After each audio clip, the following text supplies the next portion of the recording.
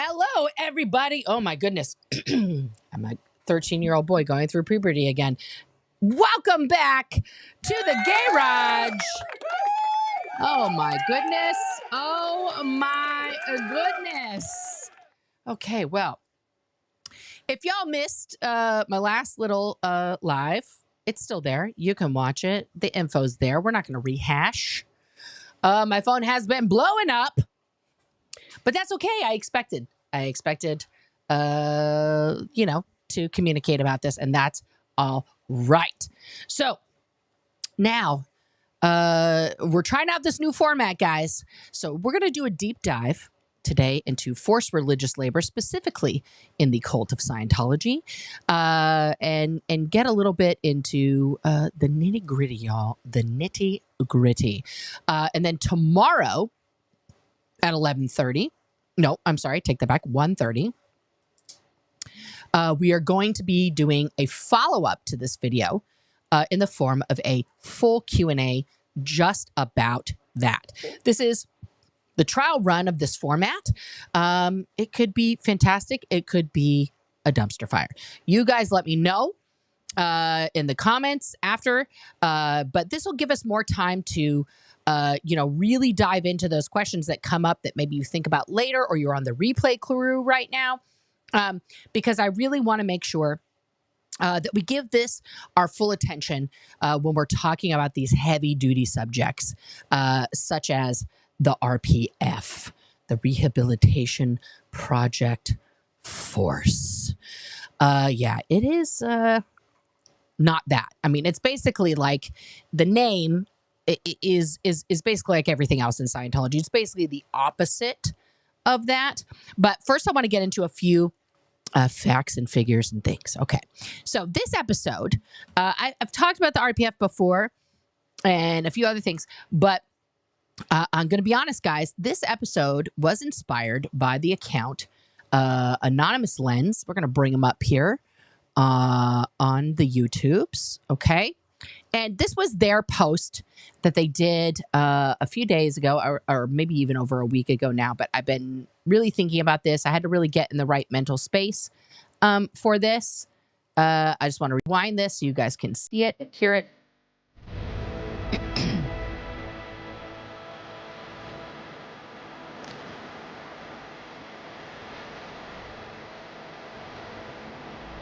Okay. Correct. Let that sink in. Okay. So thank you for that, Anonymous Lens. So let's go to this website here. Let's go to the Stand League. Okay. This is Scientology's social media front group. Okay. Stand. If we zoom in, guys, if we zoom in here, how come it's not letting me zoom? There we go. Stands for Scientologists Taking Action Against Discrimination. So Scientologists, T, taking a action. There's just an N for no reason.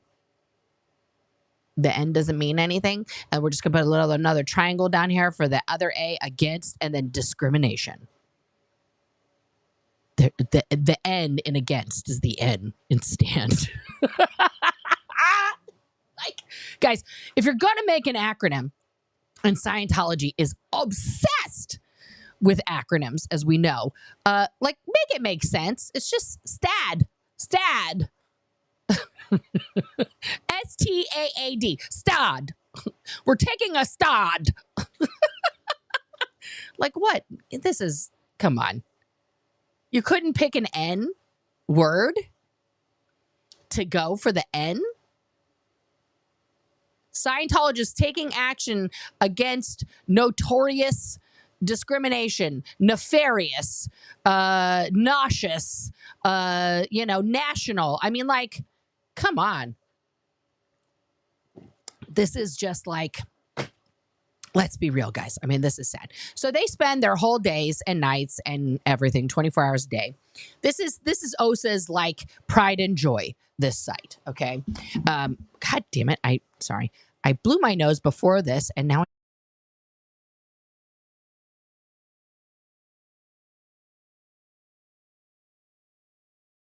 because I can't stand when I get like snotty during the broadcast, guys. I don't know. I can't tell you. It's just Oregon is trying to murder my face every day. Okay, so on this website, let's go back to this glorious website. Embracing religious diversity is good for your bottom line. And then they're showing somebody that isn't even a Scientologist. Like, give me a break. Okay, so this is where they just hit people all the time. They have a whole section on Leah, on Mike, on Tony. What is the Scientology position regarding litigation? Like, just all their unreliable stories and rumors by apostates. Do I even make this? Like, they don't ever talk. I feel like not a real ex-Scientologist. They never talk about me. Always a bridesmaid, never a bride, guys. No, I'm just kidding. I don't care. So, yeah, this is what they do. What is Stan? Blah, blah, blah, blah. Okay, so here they have a section from their frequently asked questions. Okay, so this is something they put on here. Okay, what is the Rehabilitation Project Force, the RPF? Okay, let's read this garbage together. Okay, I'm going to zoom in here so you guys can see better. All right, so the Rehabilitation Project Force, RPF, is a religious program undertaken by a very small number of members of the Church of Scientology, just so teeny tiny percentage. Neither staff members who work in local churches of Scientology around the world nor church parishioners would qualify to undertake this program. Now, that is a correct statement. Public and regular staff, with the exception of Mr. John Woodruff, who was the public executive director of the Los Angeles org. He's the only non-Sea Org member in the history of Scientology to be put through the RPF, to my knowledge. Okay. Only those who belong to the religious order of the Church of Scientology, the Sea organization, may do the RPF. May do it. Okay. And then only for specific reasons. Okay, so let's go over the specific reasons that somebody gets RPF'd. Okay, now, traditionally, when the RPF was created on the ship, okay, with L. Ron, he was finding that people who were not getting the job done, he made this declaration, basically, that if you had this reaction on any meter, and the needle just looks like it's going crazy. You can make that reaction happen if you touch the two cans together, or if you have a ring on while you're holding the cans, it will also do that, just as a note. That is called a rock slam. A rock slammer is somebody who is filled with evil purposes. Evil purposes. Okay. Examples that they give of that would be like the tiny mustache man from 1945 Germany. Okay. Attila the Hun, Genghis Khan, people who caused a lot of, unrest and hurt to many people. Charles Manson, who ironically was a Scientologist. Yeah. So that indicates that you have an evil purpose, okay? But when they specifically ask you while you're holding those cans about L. Ron Hubbard, about Scientology, Dianetics, the Sea Org, the technology of that, and in today's world, this was also applied to David Miscavige and RTC, the Religious Technology Center. If you get that reaction on the meter when you're asking about those topics, you are called a List 1 RSer. Okay, so an RSer is a rock slammer because, of course, acronyms. And that means you're the worst of the worst, okay? That is the number one and primary purpose, actually, of the RPF. Okay, you have RSers, non-producers, people who just like won't fucking do their job. Okay, stat crashers, right? People who walk into an area that was like trucking along, it's all going good, and then all of a sudden, as soon as they enter the scene, right, everything gets fucked up, okay? It's like a fart in an elevator, you know, just like, whoa. Okay. And then people with financial crimes. Financial crimes was very specific. So, you know, people were skimming off the tills there. And Elron doesn't want to share his profits of his, you know, con job with anybody. So those were the main reasons that you're supposed to go to the RPF. Now, per Sea Org rules, which are contained in the flag orders, okay, if you do something that violates the 2D rules, that's your second dynamic, sex, you are supposed to be not RPF'd. You are supposed to be, you know, dropped off at the nearest island and left to fend for yourself. You are literally kicked out. You're marooned. Okay? You're supposed to be offloaded immediately. No questions, no, like, it was just the tip, nothing. Like, out. Okay? So, yeah. Oh, no. Don't get it twisted. People went for many. Oh, false reports though. That is on the list. Yeah, if you're a false reporter, but we know people who went for like nothing. Okay, so yeah, if you said your stats were really good and they weren't, or if you said they were really bad when they weren't, or if you just were like in general just a fucking liar. False reporting is essentially Scientology lingo for lying. You are a liar. Okay. So those are the reasons you're supposed to go. You're never supposed to go to the RPF to handle 2D problems. If you can't keep it in your pants or you're cheating on your spouse or whatever, you're fucking out. Get out. Okay.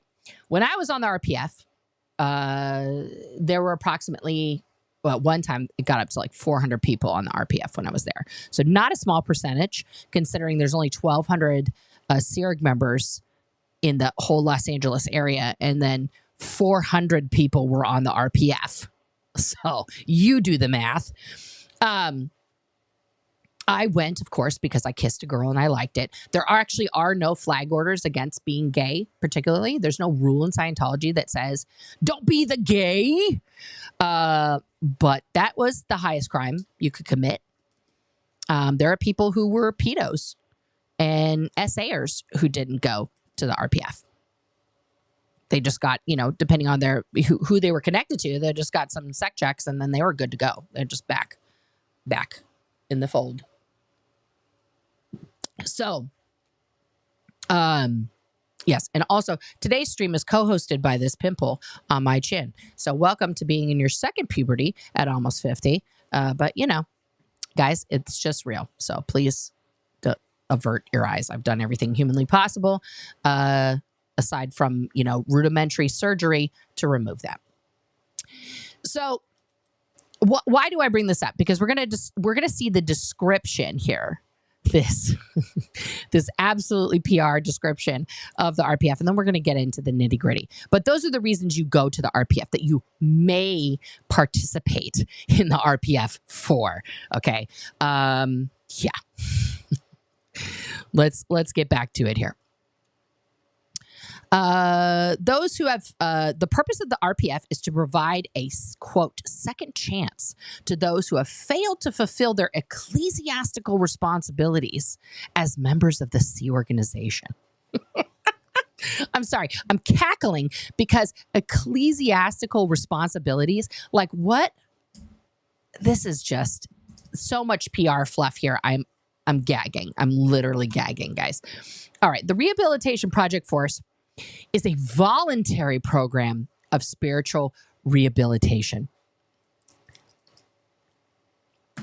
I was going to just finish reading it, but I can't. I can't just finish. Okay. So voluntary, by the Scientology term, is when you get assigned, because you do get assigned to the RPF, you are ordered to the RPF. You have usually undergone some serious ethics situation, which involves, finally, it didn't in my case, but it involves what's called a committee of evidence. Okay. And this is like what I would liken to in today's world to like a congressional hearing or a grand jury type situation. Okay. People are gathered, evidence is gathered, people give the evidence before this committee that's selected. You get to like refute some of the evidence with policy and your own documentation, right? And then that committee goes into a little quorum and they decide your fate, right? I have never seen, and anybody who's an ex-Scientologist, please give me a story. I would love to hear a story of where somebody had a committee of evidence and they fucking blew that shit out of the water with their own evidence and it got dismissed. Because I've never seen that. You are basically already guilty as charged. There is no proving your innocence. There is no like, hey, I could win my day in court. None of that. Okay? None of it. So once that committee of evidence has given you your destiny, which is to go to the RPF, you are then dismissed and removed, okay, from the general population. You are put into the area where the RPF is. And usually your first thing, before you even get to that area, which at the time I was on it, and it may still be the case, if you're walking up and down L. Ron Hubbard Way, there's where they show you where the chapel is. Okay. Let's do this. We'll do, this is impromptu. I didn't have this pulled up. I probably should have. Let's do the Sharesies so you guys can see what I'm doing. I'm not just talking to myself here. Let's go to L. Ron Hubbard Way. All right. So we're going to do, where's my little guy? It's just a little guy. We're going to put them on the street here. Okay, those are the apartments that they bought up. Okay, so this is the main building right here, okay? The RPF would sleep. I'll show you. Okay, one of the dorms that the RPF had while I was on the RPF was right here, okay? This set of windows here was the RPF. There were 32 people in this dorm stacked 3 bunks high when I was on the RPF. And you can see here, there are no air conditioners. These are single pane windows. And now that the protesters are there, they're closed all the time, guys. So they're not letting the air in. They don't want to be able to hear the protesters. Oh, no. It's fucking hot as a motherfucking oven in there, guys. Like, no shit. Okay. This, of course, is AOLA. This is the Advanced Organization Los Angeles, where I went clear. Right up there. My mom did Lamaze class here when it was still Cedars of Sinai, when she was pregnant with me. There she did Lamaze class with Sylvester Stallone. So there you go. I was here even before birth. Sad panda. Okay, so we go down L. Ron Way here. And this, of course, is the outside of the cafe. Right down these little steps here is where you get to the cafe. It's actually underneath this walkway, the little cafe. And also down these steps, right? If you were to go straight instead of to the right to the cafe, you would get to where they do the OT courses for the staff that no one's doing. But it is there. There's a course room and an auditing space there. I built it when I was on the RPF. We all got incredibly sick because this building, guys, used to be a hospital, okay? And down in that basement, in that room, where we built a space for people to study Xenu, was the old Cobalt room when it was a hospital, when they were first issuing rudimentary, radiation treatments back in like 1900. We all got very sick with what I know now is radiation poisoning. We were all, of course, declared PTS and, all those other things. But yeah. This is just a little skyway that connects ASHO to the main building. So you can walk down that instead of using the basement. Okay. So let's go here. Now, this is ASHO, where the disgusting lion is. This is the American St. Hill organization, right? So they deliver the St. Hill special briefing course and the clearing course, right? So very specific things are delivered here. Now, in between these two buildings is this very odd building here. Like, what the fuck is this thing? This is a berthing, okay? At the bottom of it here, through these doors, is the chapel. ASHO, that building over there to the right, uses that chapel for their Sunday services. So does AOLA, right? So actually, I take that back. AO built their own chapel, but for a long time, it was just sort of the chapel for the whole street. But we built that chapel. We polished the floors. We put all the electrical in. We did everything. I did that on the RPF. Now, on the second floor here, right here, in these little windows, that is where the RPF lived. Also, in addition to that other dorm that I show you, because we got so many people, we had to move. We had to make it bigger. So this is where the RPF was. So before you even came here to this floor, because that's where I first started, okay, you had to go here. So let's go down the street, and we're going to go around the corner. This, of course, is the parking structure. Did lots of stuff in there, too. And we're going to go. Now, this is where Incom is. That's where Incom is held. That's where their, secret computer servers are, right there in this weird little building. All their little servers. This, of course, is the main steps. We'll talk about all the renovations I did over here when I'm on the RPF in just a moment. Get to that. But the first place that you end up for this voluntary position, okay, is you go right here. Okay. And what is here? Right here is this entrance that nobody uses, by the way, to go into the main building. But right behind those doors to the left is security.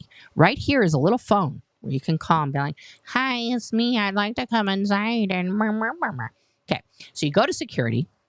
The security guards then hand you a very legal-looking waiver. It's about 4 pages long. They don't want you to read it.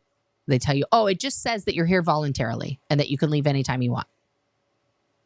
Because they don't want you to read all of the things that you're, agreeing to at the time. I did read a bit of it. It's got a lot of legal jargon. It was clearly drafted by a lawyer. But it does basically say that. Okay? And then you have to sign a legal waiver saying you are there voluntarily and that you can leave anytime you want. I want you guys to keep that in mind while we're talking about the RPF. Okay? That you have been told and you have legal documentation to prove that you are voluntarily doing this program and you may voluntarily, on your own volition, leave anytime you want. So let's go back to this page. All right, here we are. So the rehabilitation course is a voluntary program of spiritual rehabilitation. The emphasis on the word rehabilitation, meaning in this context, to restore one's condition to an optimal spiritual state. It represents a free religious commitment by the individual to a spiritual discipline. The word force, because it's Rehabilitation Project Force, in this context means a group of people working or acting together. From the Thorndike-Barnhart Dictionary in 1992. They got to make sure they cite which dictionary gave them the correct definition. I used to have that dictionary behind my desk. It was one of my favorites. The RPF is based on one of the oldest and most fundamental concepts in religion. A religious retreat. I'm sorry. I need to take a moment to just clear my mind of the word retreat.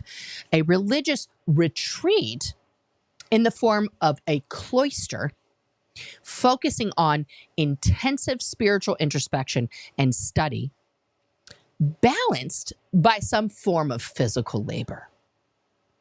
This practice is common to the religious orders of many other world religions in addition to Scientology, including Buddhism, Hinduism, Jainism, I don't know how to say that, Jainism, and the monastic orders of the Roman Catholic Church.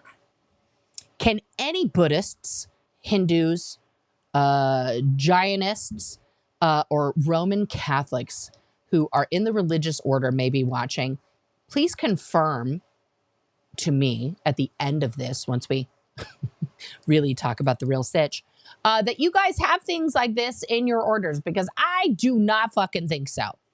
There is no, no. I'm going to go with no. All right. So the RPF was created in the 1970s at the request of Sea Organization members desiring a second chance. Yeah, these guys were going to be fucking offloaded in the middle of the Caribbean, guys, in the middle of the Mediterranean. And they were like, please don't leave us here. We have no way home. We'll do anything. Yeah. Yeah, they were going to be marooned in a foreign country, probably without their passports. So they begged for a second chance. Thus born the RPF. L. Ron was like, oh, you want a second chance? Sure. Yeah. Okay. As with many religious programs requiring high spiritual and ethical standards, as well as dedicated service, some Sea Org members stumble in their effort to maintain such high standards, and a few members commit serious breaches of ecclesiastical rules governing their conduct as a member of this order. Yeah. Yeah. Oh, in such a situation, the individual is given the choice of either leaving the Sea Organization or participating in the RPF. That is not true. You're not given a choice. You do the RPF and you sink or swim. Some people, yeah, that is not fun. Also, Ed, if you wrote this bullshit, Ed Parkins, who I was on the RPF with, by the way, hi, Ed. He's an OSA. You saw him at the opening of the Chicago Org. He's the older, bald, very pale, sort of British gentleman, Ed Parkins. Yeah, Edward. You know this is the biggest load of hogwash you've ever written in your entire life. I'm just going to call you out right now, Mr. Parkins. Okay. It is a religious program designed to provide the individual with an opportunity to progress spiritually and remedy past shortcomings. In addition to engaging in daily rigorous study and religious counseling, individuals on the RPF work 8 hours each day as a team on tasks which improve the facilities of the church. This includes such activities as landscaping, gardening, woodwork, painting, renovations, and construction. Now, those activities listed are correct. Truthful statement. It's really more like 10 hours, Ed. Let's be honest. 20-minute meal breaks. Doesn't really count. That's only 1 hour. So, you know. The work is designed to allow the individual to contribute to the religious community while on the RPF and to regain confidence through pride of accomplishment by successfully completing constructive physical tasks. The purpose of the work is to balance the intensive daily spiritual study and introspection, that's called sec checking, okay, confessionals, no forgiveness, by providing physical release and accomplishment. The program is physically and spiritually demanding, true, and is done voluntarily, no, for purposes of penance and amends, yeah. There's a lot of penance. It's done to gain readmittance to the ranks of regular members, correct, of the Sea Org and is engaged in with the purpose of rehabilitation, and the ultimate completion is the stated goal. That is gobbledygook, Ed. Fucking run that through the typewriter again. That doesn't even make any sense. Okay? It's supposed to be for rehabilitation. That's what you're trying to say. And you're trying to talk like Sherman, and it's not working for you. Please stop. Please stop. The program is rigorous and devoid of luxuries. We're going to get to that. Intentionally so to motivate the individual to improve himself and get through the program to once again be capable and contributive, be a capable and contributive member of the group. Not all individuals are granted the right to do the RPF, go on to complete it, but most do. That is also false. Such are the rigors of membership in a highly disciplined and strict religious order such as the Sea Org. Okay, so first of all, now he's saying that people are granted the right to the RPF, but it's a volunteer thing. You want to do it. Which one is it, Ed? Which one is it? Okay. So now they also have this white paper. Okay. And because there we go. Now I can zoom in. All right. So this is also again on the stand site. This is what they're telling non-Scientologists and what they tell Scientologists that the RPF is. Okay. Let's take a look. 1 second before I read this. I'm having an asthma issue, so please hold, everyone. I love you. I don't have weird music to play. I should get some of that.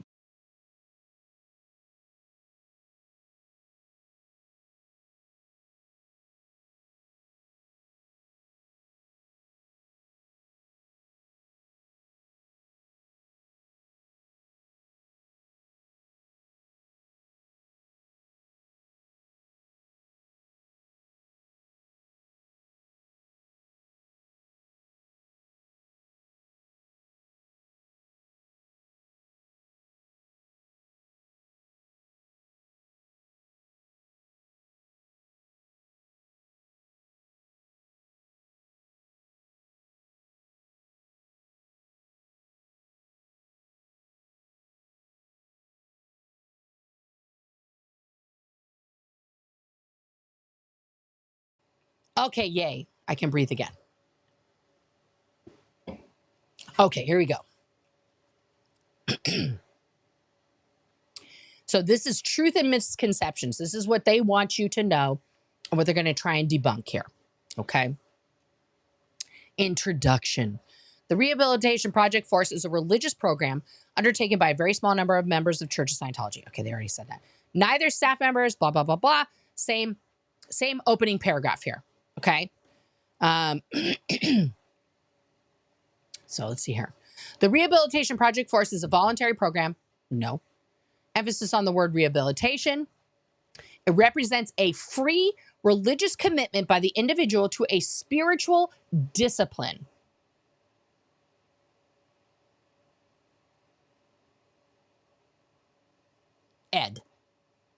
Edward. We need to meet in a parking lot somewhere and discuss this, because this is no.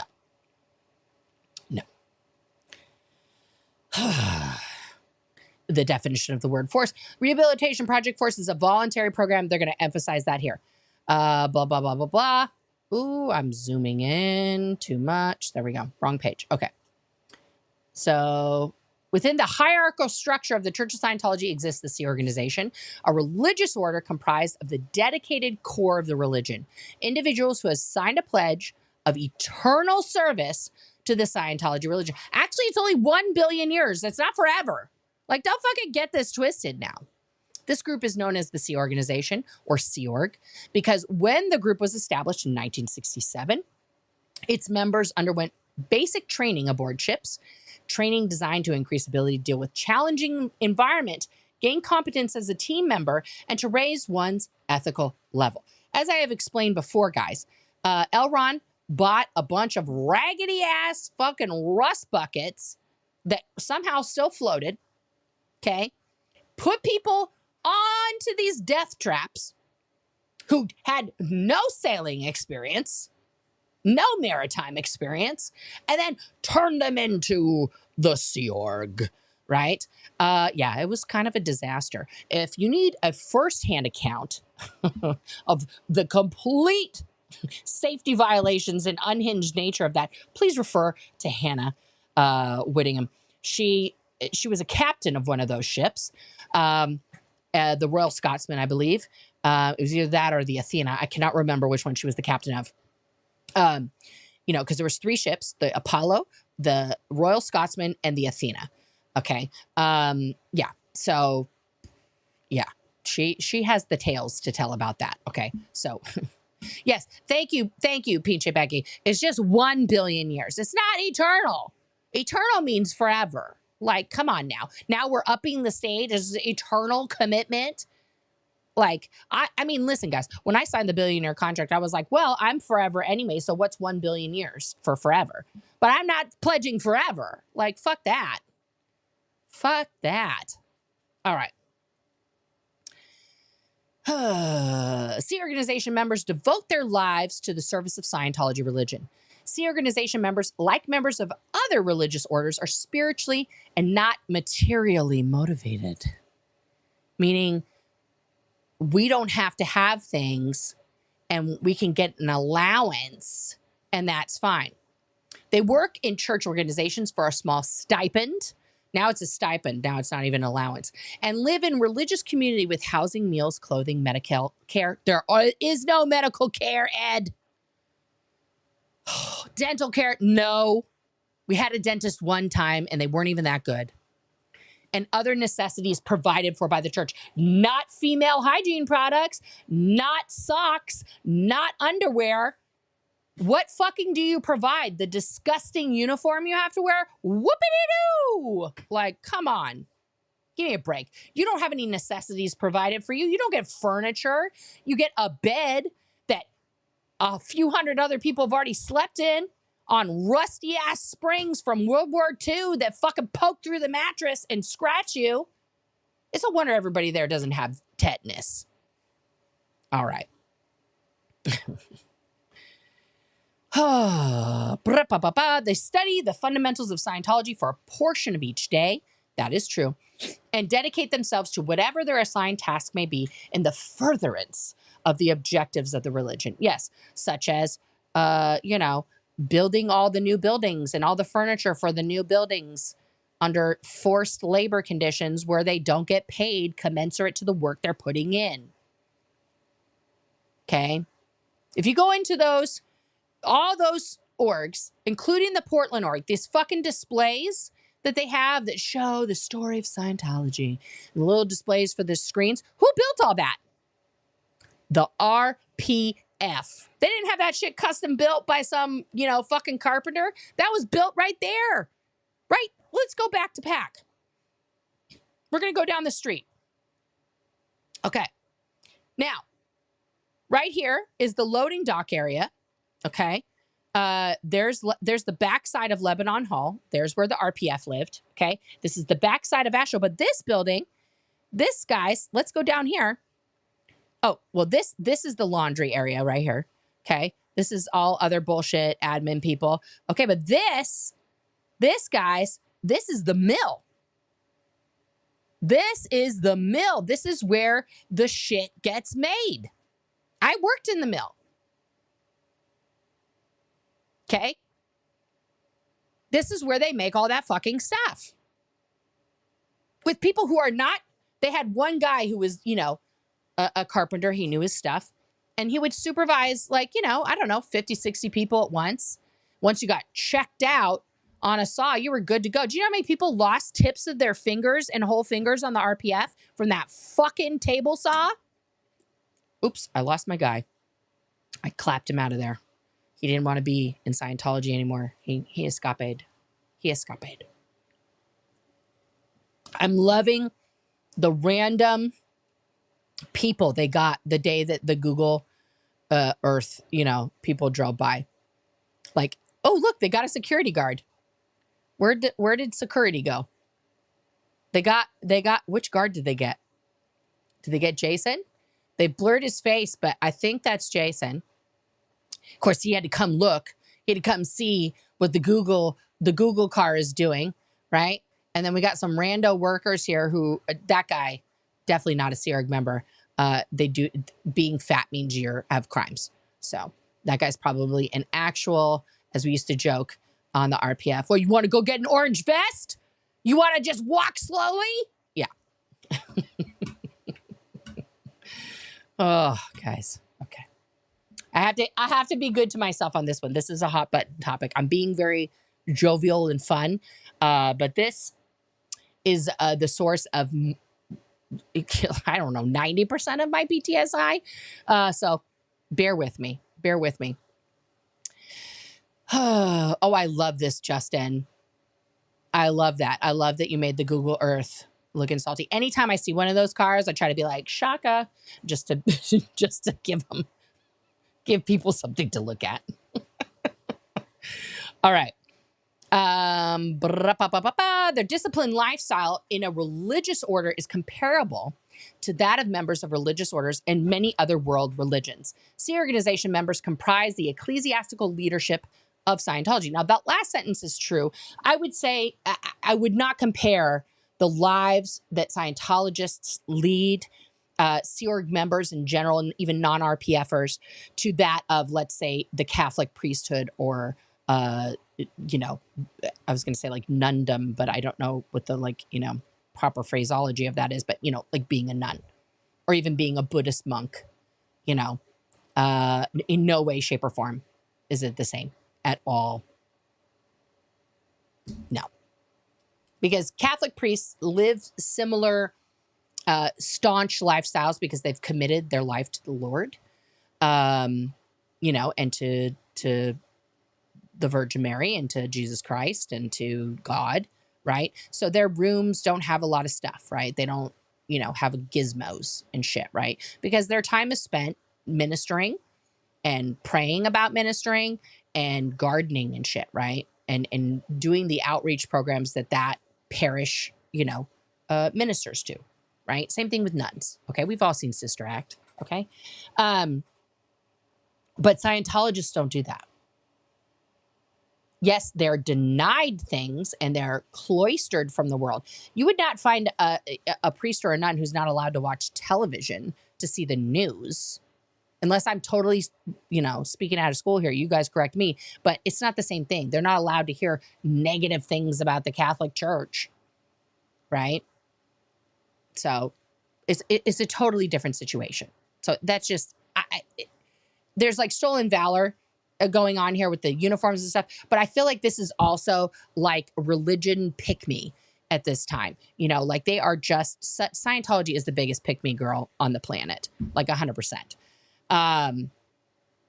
So as with any religious program requiring high spiritual and ethical standards, as well as dedicated service, there are some Sea Org members who stumble, blah, blah, blah, blah, blah. In such a situation, the person's given the choice. That's bullshit. Okay. So the Scientology religion comprises a body of unique knowledge about man, the mind, the spirit, and man's relationship to the divine. What the fuck?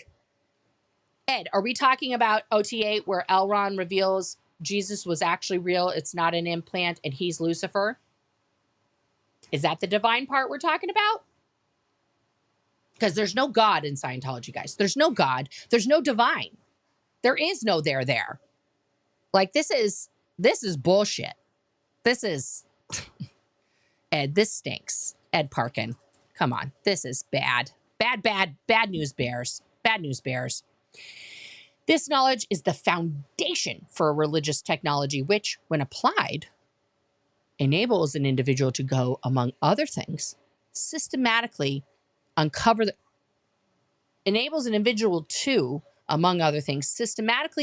root cause of problems in life and resolve them. The exact opposite happens in Scientology, guys. I've explained this many times.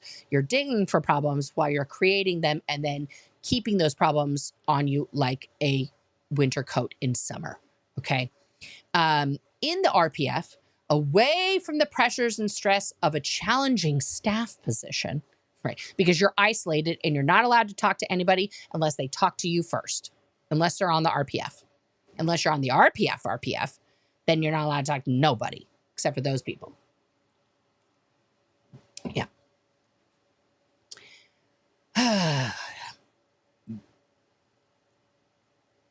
An individual learns and applies these fundamentals as a form of spiritual retreat. Again, with that word retreat and rededication. I don't think that means what you think it means, Ed. You keep using that word. I don't think you understand what a retreat is because you haven't been on one because you've been in the Sea Org for 40 plus years. The program is designed to achieve full spiritual recovery and renewal, thus enabling one to return to his position in the religious community as a contributing staff member. Now, that is the goal of the RPF, that you unburden yourself of all your crimes and you are then a productive staff member, okay? The RPF is a religious retreat. It is not, again, with this retreat, Retreat. Guys, we're going to go somewhere else here real quick. Okay. Because I want to show you what a retreat is. Okay. Okay. What's the name of, I can't use my phone. I have it. It's the camera. I do this every time because I have things on my phone, but they're not on my computer. So bear with me here. It was, okay, let's just go to, okay, so we're going to just pick a random, oh, Lonnie, that's what I was trying to, this is one that I was thinking. Okay, now this is a, don't sue me, Disney, please let me stay monetized. But this is, you know, a retreat. It's a resort. You go to this place. You can do all these things. Okay. It's gorgeous. Look at it. It's like its own fucking little town. Look at this hotel. Look at that. They've got, you know, a wave pool. They got a fucking thing that takes you around the whole, they got a water park. They got the beach. They got the whole thing. Also, I looked this up years and years ago when my kids were really little. They have programs where they will take your kids all day and you can just like lounge on the beach, sipping pina coladas, and your kids are having the Disney time of their life, okay? That is what a retreat is, right? So let's look.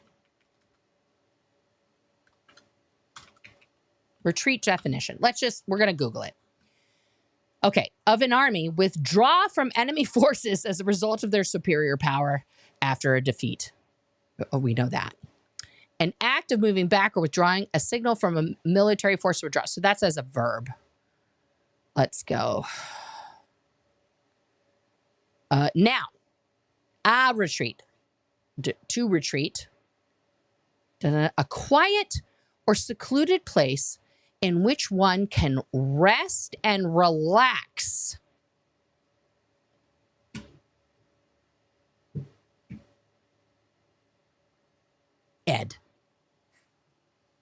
Edward. There is no resting.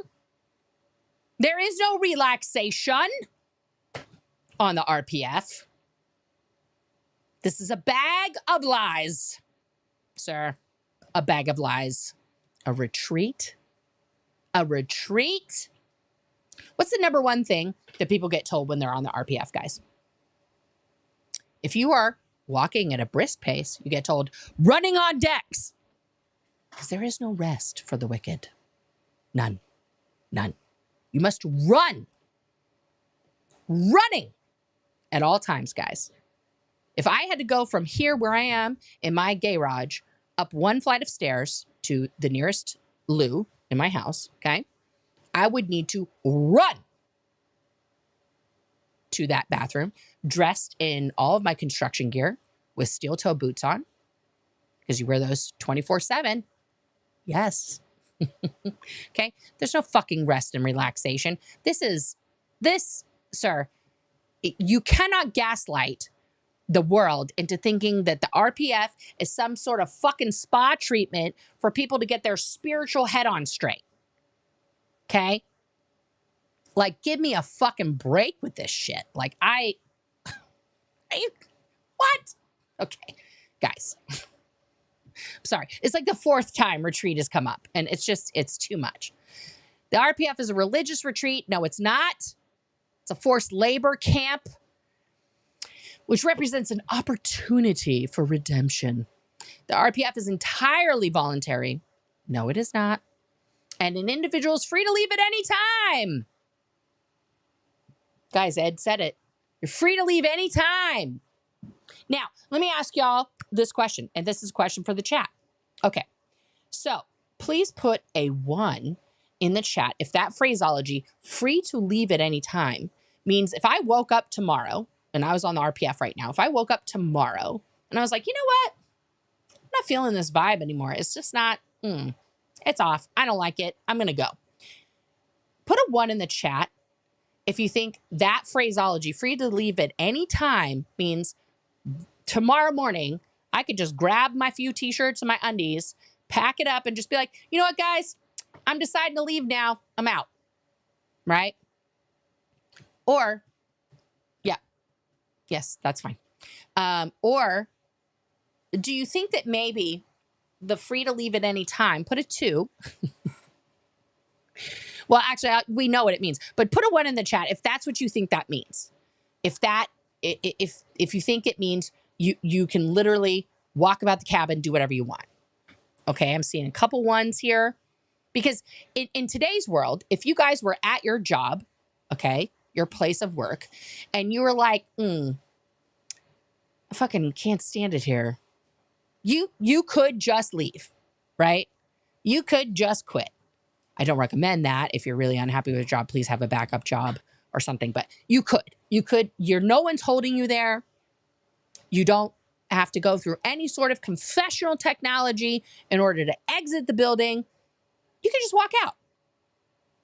That is not the case in the Sea Organization or on the RPF. Okay? Not the case. So,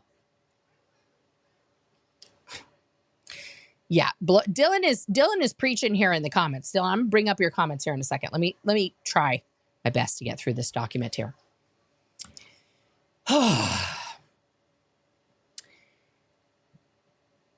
So the structure is as follows. Those who choose to participate in the RPF engage in 5 hours a day of religious study and spiritual counseling.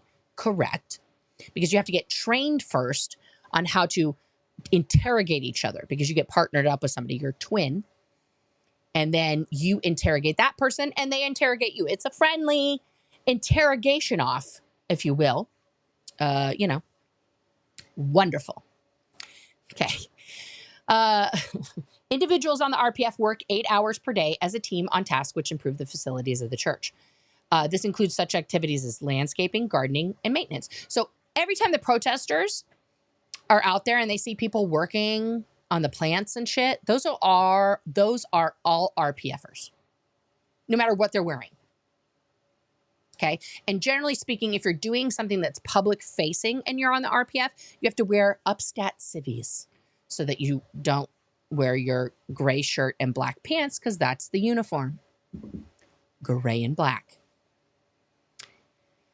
The work is designed to allow the individual to contribute to the religious community while in the RPF and to regain confidence through pride of accomplishment. No, it is designed so that you're still working as slave labor for the general Scientology, okay?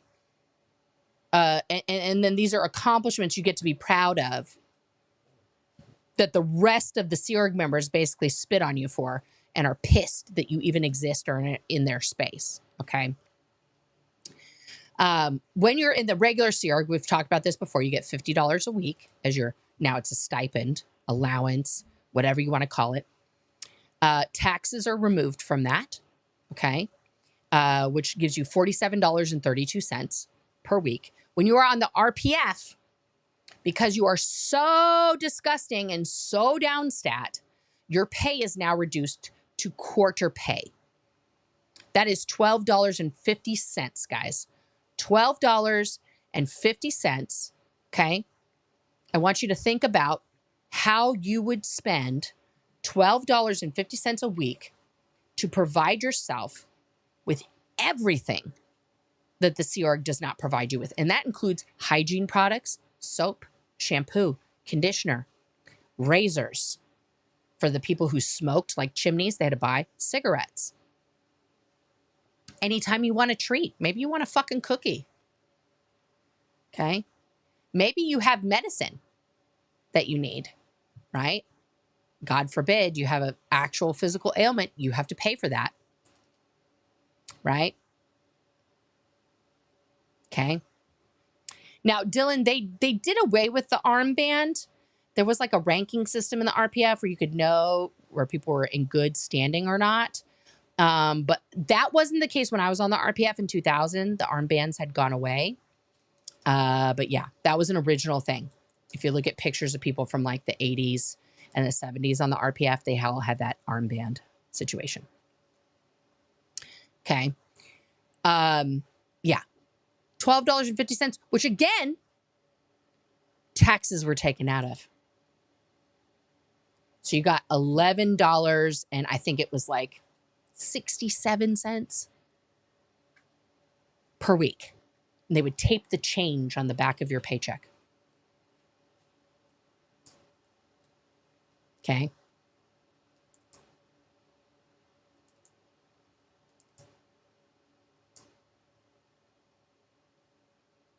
I want you to let that sink in. $12.50 a week when you got paid. Because if your org was downstat that week and the staff didn't get paid because they hadn't made enough money, guess who also didn't get money? The RPFers. Okay.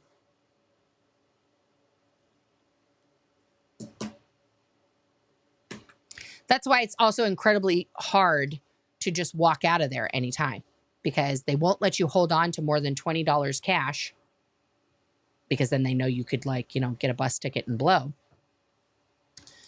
So it's all very restricted and regulated. And if they knew you hadn't been spending your money, because they would observe if you went to the cafe or if you went to the canteen to buy sodas or whatever, if they had been observing that you hadn't been spending your money in a while, you would get interrogated and they would search your locker to find your money.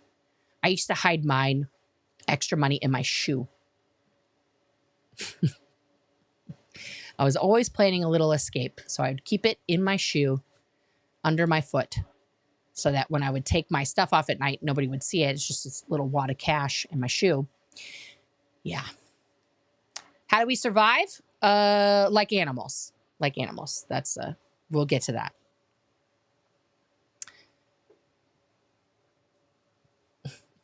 So, this is all repeat from the earlier one.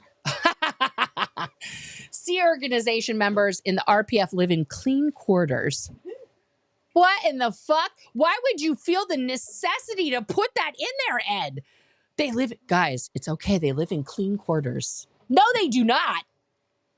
Clean quarters. My fucking Aunt Fanny. Okay. Get adequate rest. No. No. Eat well. Fuck no. And pursue spiritual betterment and renewal in what is, in essence, a voluntary religious. There's that fucking word, retreat again. Edward. Edward. Why is this so... Guys, I'm clicking this pen a lot because I'm agitated. I have to get a better fidget for myself. I know exactly where to go buy one today. I have to go to Best Buy. I'll go get a thing that will be squishy that I can play with and won't make sound on the streams. Okay. That's just a note to myself. If I say it out loud, it kind of sticks in my brain better. So, the RPF is designed to provide an opportunity for valued and respected members. So not the trash. If you're fucking trash, they're just going to boot you. Okay. But you're valued and respected. So now I should feel better about myself. I was valued and respected. Valued and respected, guys, of the Scientology core religious order to overcome problems and to facilitate their productive return to the general religious community. Members rededicate themselves in the RPF to the religious goals and the achievements of high spiritual and ethical standards through this time-honored form of religious discipline. Yes, in the Catholic Church, the extreme monks have flogging, and in Scientology, your flogging is done with another person. You flog each other. It's a flog-off. Upon completing the RPF, the members return to their duties within the church, and many eventually assume or reassume high-level ecclesiastical positions. Now, that portion is true. That portion is true. In the early 90s, late 80s, the RPF was really full, y'all. Okay, once again, it had reached like epic levels, like 400 people. And that was just in the Big Blue Celebrity Center area, right? When we had 400 people, it was because we had 250.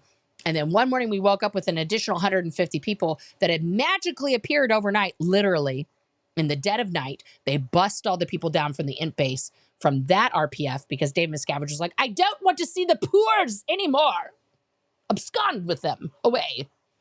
And so they were moved down to pack all removed of any possibility of ever going back to INT and things like that. They were all busted. Like, get the fuck out. Don't ever come back. Don't let the door hit you where the good Lord split you. All right. But at that time, in the early 90s, right before Celebrity Center opened, or in the 80s rather, they basically lined everybody up who was on the RPF, no matter where they were in the program. Okay, and we'll get to the program here in a second, and asked them their individual skills. Okay, and then they took basically everybody off of the RPF. These are people who were put there for a reason. Okay, because they were scoundrels, they were financial criminals, they had bad intentions toward Elron and everything else. But we had a new org opening, guys. We needed it to be fully staffed, and that was Celebrity Center. So they took all these fucking people off the RPF and just manned up this org that is supposed to deliver the best in staff and service and image. Real celebrities, that's the motto. Real celebrities deserve the best in staff and service and image. Yeah, there was a lot of fucked up people that got thrown in there. Now, some very cool people, like my first boss, Wendy Yoshida, who's still there. Wendy, if you're listening somehow, I love you. Please, please get help from one of the foundations. I would love to help you, out in the real world. Yeah, that's just my message for Wendy. But she was on the RPF at that time, and they put her in a technical position because she was already trained. So there you go. All right. Religious scholars have visited and observed the RPF religious program. Who observed it? Who are these scholars? I would love, please, Edward, give me their phone number. I want to call them. Who are these people? What religious scholars? They observed it for themselves. Now, would these religious scholars be Scientologists who are on the volunteer ministers program? Is that a religious scholar that we're talking about? And concluded that the program represents an appropriate religious retreat. It is not a retreat. 3 noted religion experts thoroughly examined the program in Denmark and in the United Kingdom. Okay, because remember, I told you guys this is international. That location there was just one. There's also was one in Florida. There was one in the East Coast. There's one in Denmark and in UK and in Australia and in South Africa. So these religious, okay, good. I'm gonna call guys. I'm putting these guys' names on the board, and I'm gonna find out if any of you internet detectives can tell me how to contact these people. Professor Juha Penda, I can't Dutch people. I'm sorry, and Professor Dr. Theo Jurgen. Is this all one name? Professor Dr. Theologian. They put commas in between it, Ed, if he has 3 titles. Jurgen F.K. Redhart and Dr. Michael York each came to the independent conclusion after their year-long investigations that the RPF provided the opportunity for religious growth and enhancement under appropriate conditions. Okay, here we go. Because we were aware of the criticisms of the program, we examined the main claims and then included them into our fieldwork questions. Based on our firsthand observations and interviews, we were unable to concur with the critics' evaluations. Specifically, we found no evidence of physical constraints or coercive means to get or keep people on the program.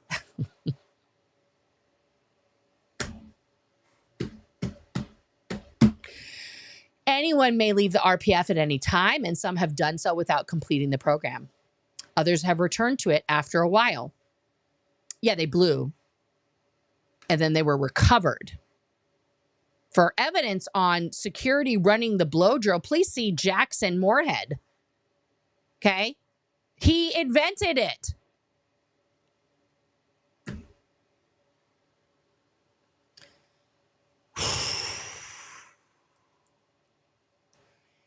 Anyone may leave the RPF at any time, and some have done so without completing the program, and others have returned to it after a while. Some of the people we interviewed had indeed left the program during the year of our investigation, and in 2 cases, people we had interviewed have returned to the program to complete it satisfactorily. Anyone who exits the program or chooses not to do it in the first place may remain a parishioner of the Church of Scientology. Not always. Even though she or he leaves the C organization, no conditions are attached to departure beyond the usual procedure of any departure from a Church of Scientology staff, except for you are now a degraded being. And you may not be on staff at any other organization other than the C organization because you're a degraded being. Our empirical, very official, findings are that there is no evidence that any fundamental rights are violated. Basic needs are taken care of. The individual agrees to any restrictions and may reject them at any time.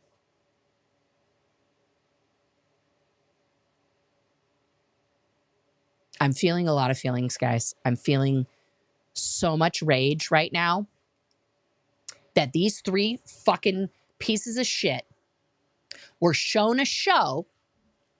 Little fucking tap dance went on at 2 locations for them where they zhuzhed up the place, got rid of all the people who were sus AF. And, yeah. As our interviews indicate, the program is physically and spiritually challenging and has to be done intensively. Those doing the RPF have agreed to the conditions as they find the program a necessary means to resolve serious difficulties in their lives. Those who have done the RPF attest that they have achieved or are achieving their goals and have resolved the problems that led them to the RPF in the first place. We are aware of criticisms and allegations that have been made against the program, and the evidence that we have uncovered in no way supports these. Also, where was your interview with me, guys? Where was your interview with me? I have a phone number. You can find me. I'm everywhere. One discovery that the researchers made during this investigation was that the progress within the RPF program and developments towards the state of clear and spiritual advancement beyond clear, as taught and sponsored by the church, are not contradictory. But one can continue and advance in both processes simultaneously. That is a load of malarkey. The only reason anyone progresses beyond to OT, okay, on the RPF, Edward. Okay, so let's say you're clear, like I was, okay, and it turns out that you have evil purposes on Elron, Scientology, David Miscavige, RTC, all these things. The only way to audit out those evil purposes now that you are clear is to do it on OT5. Because OT5 is basically doing that. It's a massive program to audit out all these things. And then after you get to OT5, then you continue to check each other. Now you have to be OT. The CS has to be OT. Everybody involved in your case has to be OT5 and above. Nobody's continuing to OT6 and 7 or OT8 on the motherfucking RPF, Ed.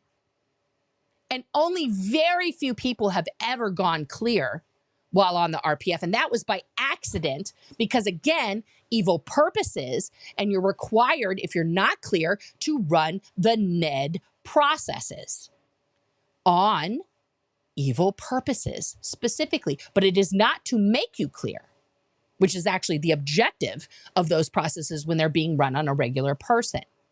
Now, there was a couple people who did go clear while I was there. There was a guy who blurted out the fucking clear cog to the whole RPF while we were standing at muster, giving his win on his NED processes. Literally, in the middle of his success story that he's talking about, he's like, yeah, you know, and I realized that I am no longer making my own reactive mind, guys, and it's fucking mind-blowing, right? And we were all like, all of us clears and above were like, he just said it out loud. But other people didn't get it because they weren't clear, right? They didn't realize what he had just said. Okay, so this is a fucking, oh yeah, of course he is. Thank you guys for finding this out here. He's a Helsinki professor emeritus and he's a Scientologist. Of course he is. Of course he is. They're not going to let any non-Scientos in there. Give me a fucking break. Yeah, New Era Dianetics, Ned. Thank you. Thank you. Sometimes I blurt out the acronyms and I forget. But that's a very extensive, like the expanded Dianetics portion that you do on people to produce a clear. Okay, it's a lot of processes, a lot of them. But they are cherry-picked for RPFers to dig in to specific aspects of personality, of crimes, of evil purposes, and things like that. Okay. Good life. Oh, crying in a bucket. Jesus. I have to have a sip of this Coke, guys. I'm getting very agitated. I need a donut. I need a donut. I don't have one, but I need one. All right. The experts reached their independent conclusions after spending over a year on their study investigating living, sleeping, and working conditions of the program in its 2 European locations and interviewing approximately 25 individuals who were participating in or had graduated the RPF. The study has persisted for a year or longer, and in all cases, we have been satisfied with the cooperation we received with our project. We've been able to conduct follow-up interviews, and we've all individually collaborated our independent findings through interviews and direct observations. This is from the paper that they put out in 2002. Gee, I wonder why they would do this study in 2002, y'all. What happened in 2002? Oh, right. I fucking left because I tried to unalive myself because they wouldn't let me leave. Right. Other experts have had unfettered access to RPF and its participants and have reached similar conclusions. Gordon Melton. Okay.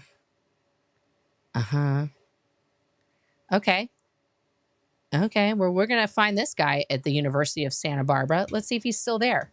This fucking guy.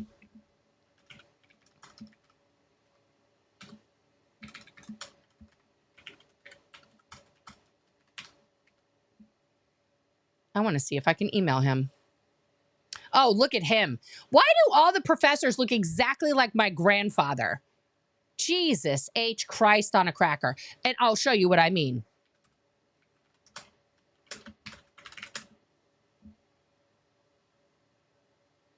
It's not, yeah. That's my grandpa. He was an astrophysicist, right? Why does he look just like this fucking guy? Why do all weird professors look the same? What the fuck? It's not me, right? They fucking like, it's like the same vibe, right? There's my RIP granddad and this fucking guy. So let's see here. No, he's still alive. He's retired. There's his wiki. His American religions. Oh, of course, of course, of course. And what did he write, guys? A brief analysis of the religious nature of Scientology.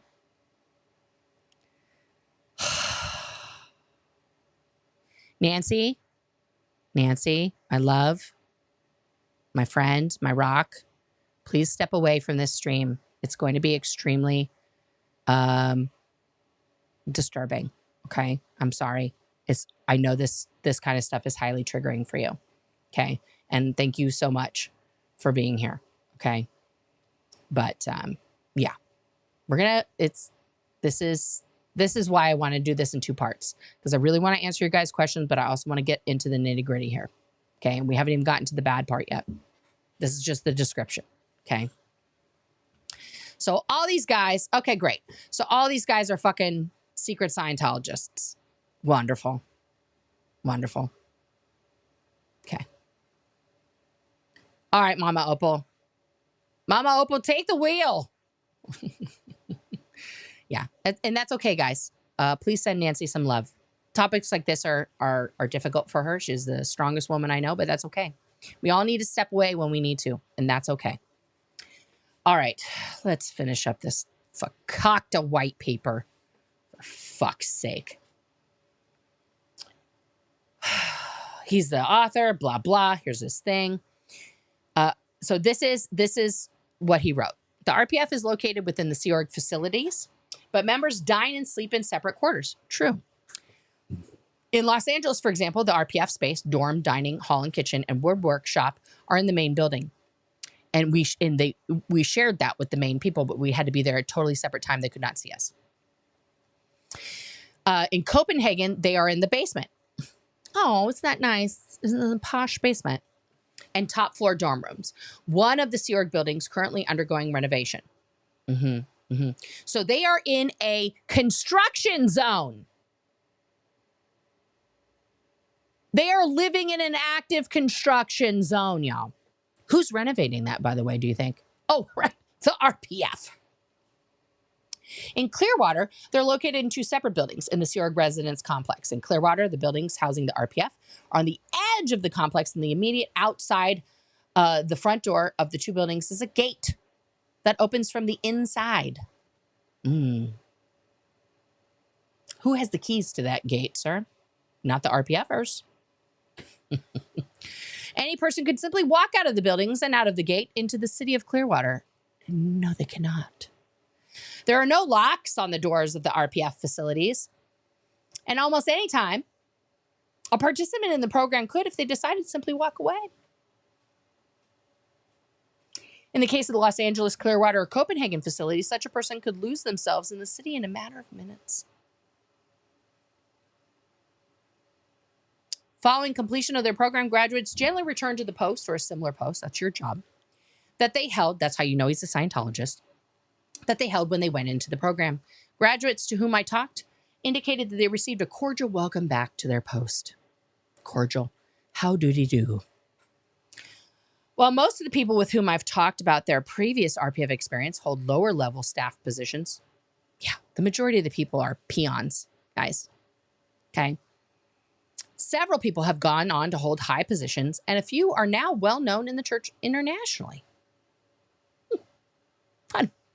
People whom I've met who lead different church organizations report that staff who completed the program subsequently become their most productive staff members. So in 2002, who could these significantly high-level staff members have been who went through the program? Oh, could that be Mike Rinder?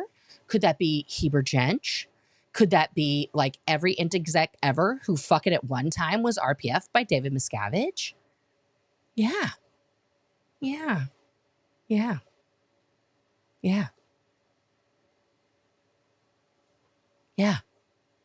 Okay. Now we're going to go on to like bullshit our way through some other guy, Frank Flynn.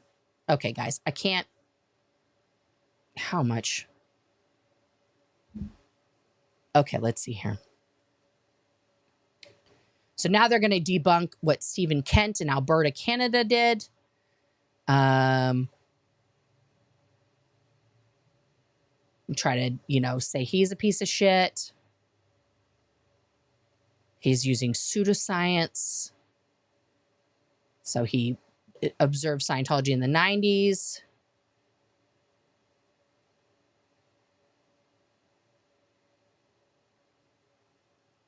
So this is where we get the apostate situation. Non-commonly, the apostate learns to rehearse an atrocity story to explain how by manipulation, trickery, coercion, or deceit, he was induced to join or remain within an organization that he now forswears and contemns. Oh, Brian Wilson, I would love to punch you right in the balls. Like, that is just, wow. Talk about not being trauma-informed, okay? Like, Scientology is completely untrauma-informed. But to take people who have survived some of the most severe trauma that I've ever witnessed be enacted on another human being.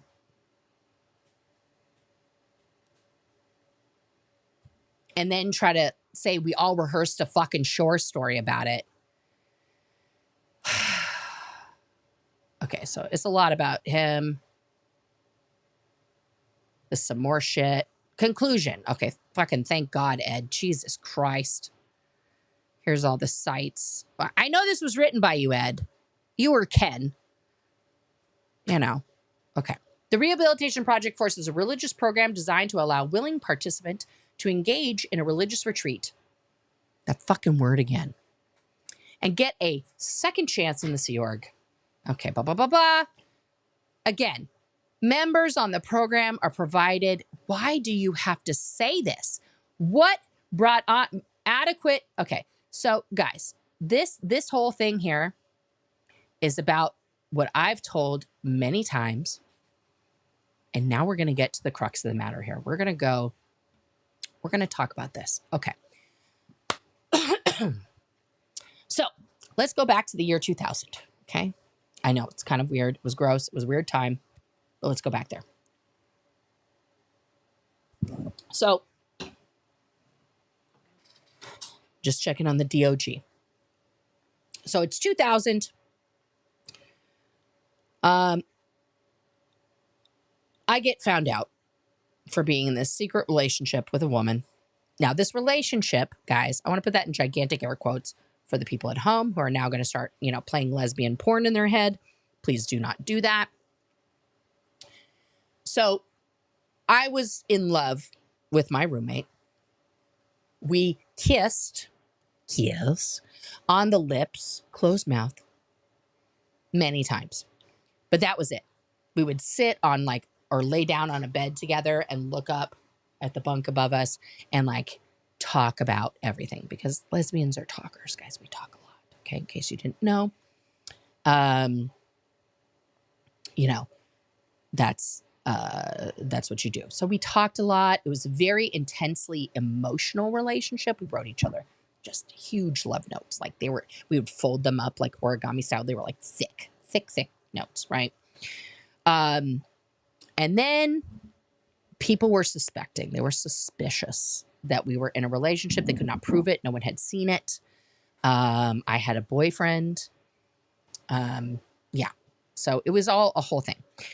I was told very falsely by a woman who held authority in the organization that she already knew that I needed to just confess. I did not know at that time that she called me up to her room, her dorm, on that Sunday night, that she was recording me in hopes of, me spilling the beans or saying something that I couldn't then take back, which in the state of California is a crime. California is a 2-party consent to recording state. Crime number 1. So the next day was Monday. We did Monday morning drilling, and which means you're doing emergency drills and things like that, making sure that if, something happened, fire, natural disaster, you have a station that you have to be at and handle and make sure of things. So we're doing that. We do that every Monday morning, early in the day, before work starts. So,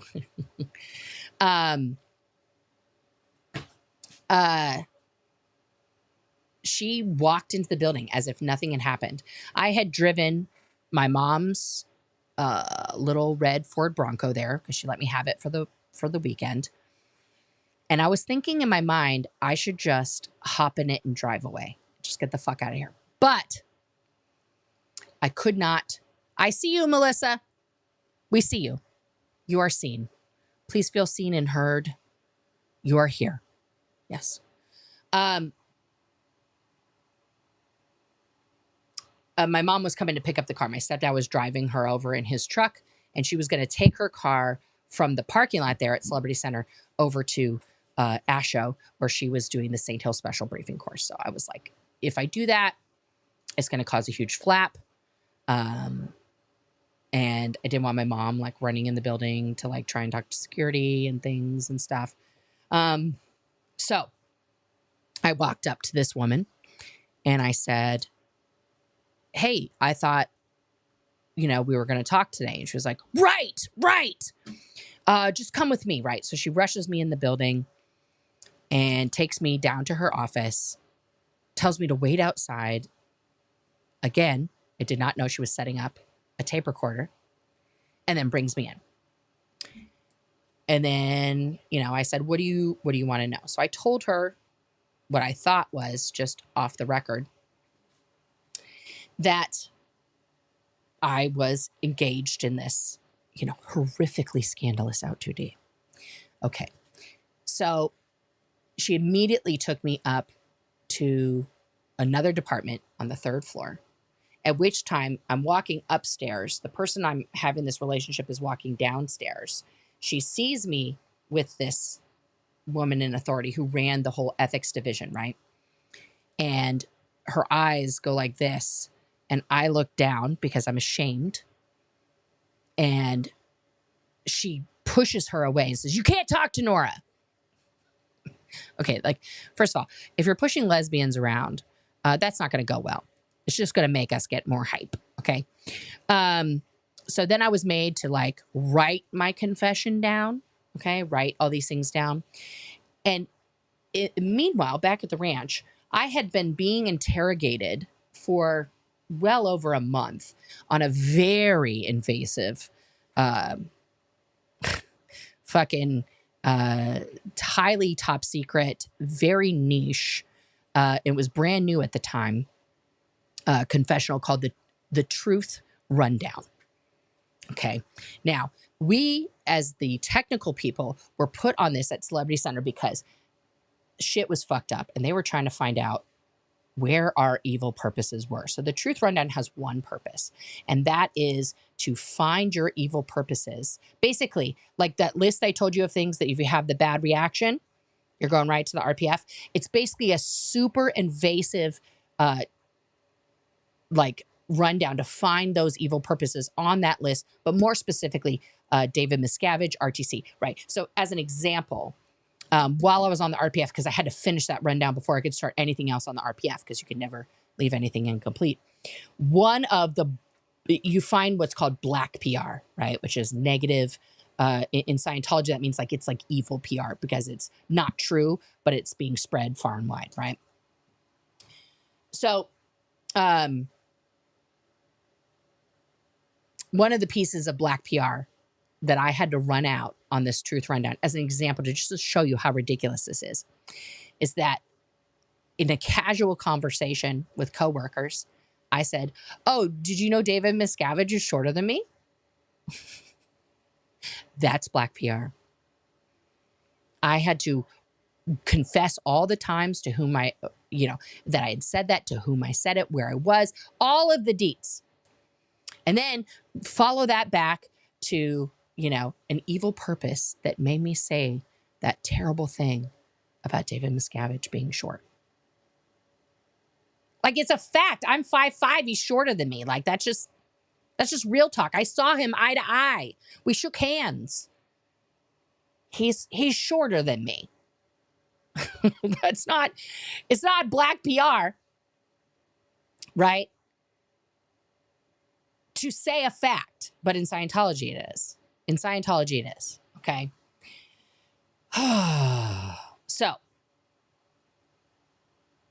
I write down all these confessionals. Now, my auditor, Shyla Farmer, okay, this lady was a bitch on wheels, okay? She was not liked. Shyla, if you're watching, just to inform you of things you were not aware of, people didn't like you. You were fucking scary as fuck, and you were mean. She was a mean girl. She was married to my coworker, Justin. I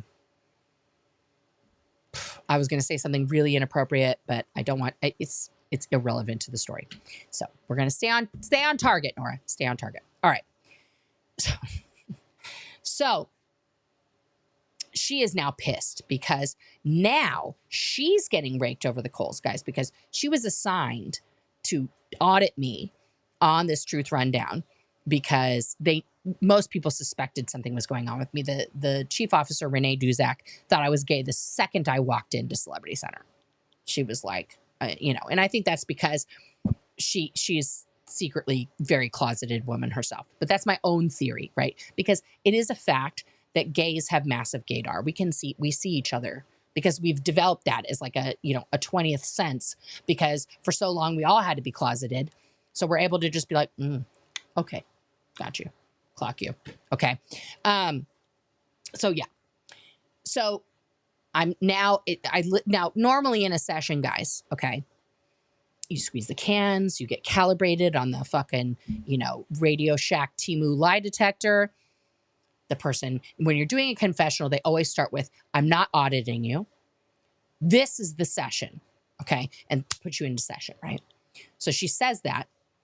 Now, normally they have other commands they're going to do. We're going to be, we're going to take up that question from the last session. We're going to just recheck it, and they would repeat the question that you had gone over the last time, which is what I thought was going to happen.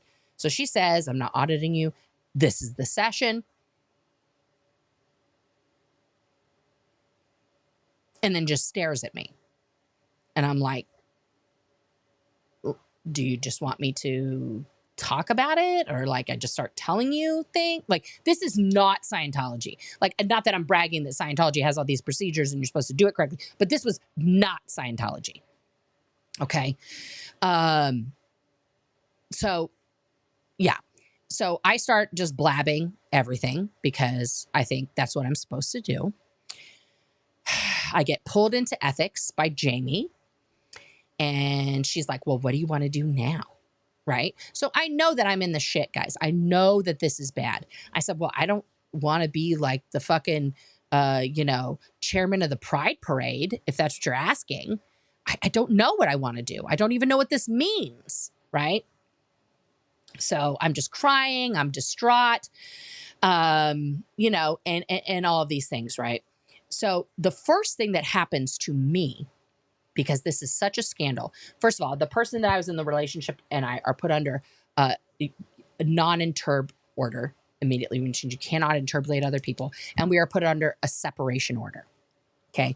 That we cannot be in the same room together. We cannot talk to each other. We can have no contact, okay? It's basically a Scientology restraining order, okay? So I'm not even allowed to confer with her and tell her what I've said. So then the woman in authority goes to her and asks her very pointed questions about all the things I said. She denies everything. She denies everything. And then she plays the tape. She played a tape of me saying these things out loud.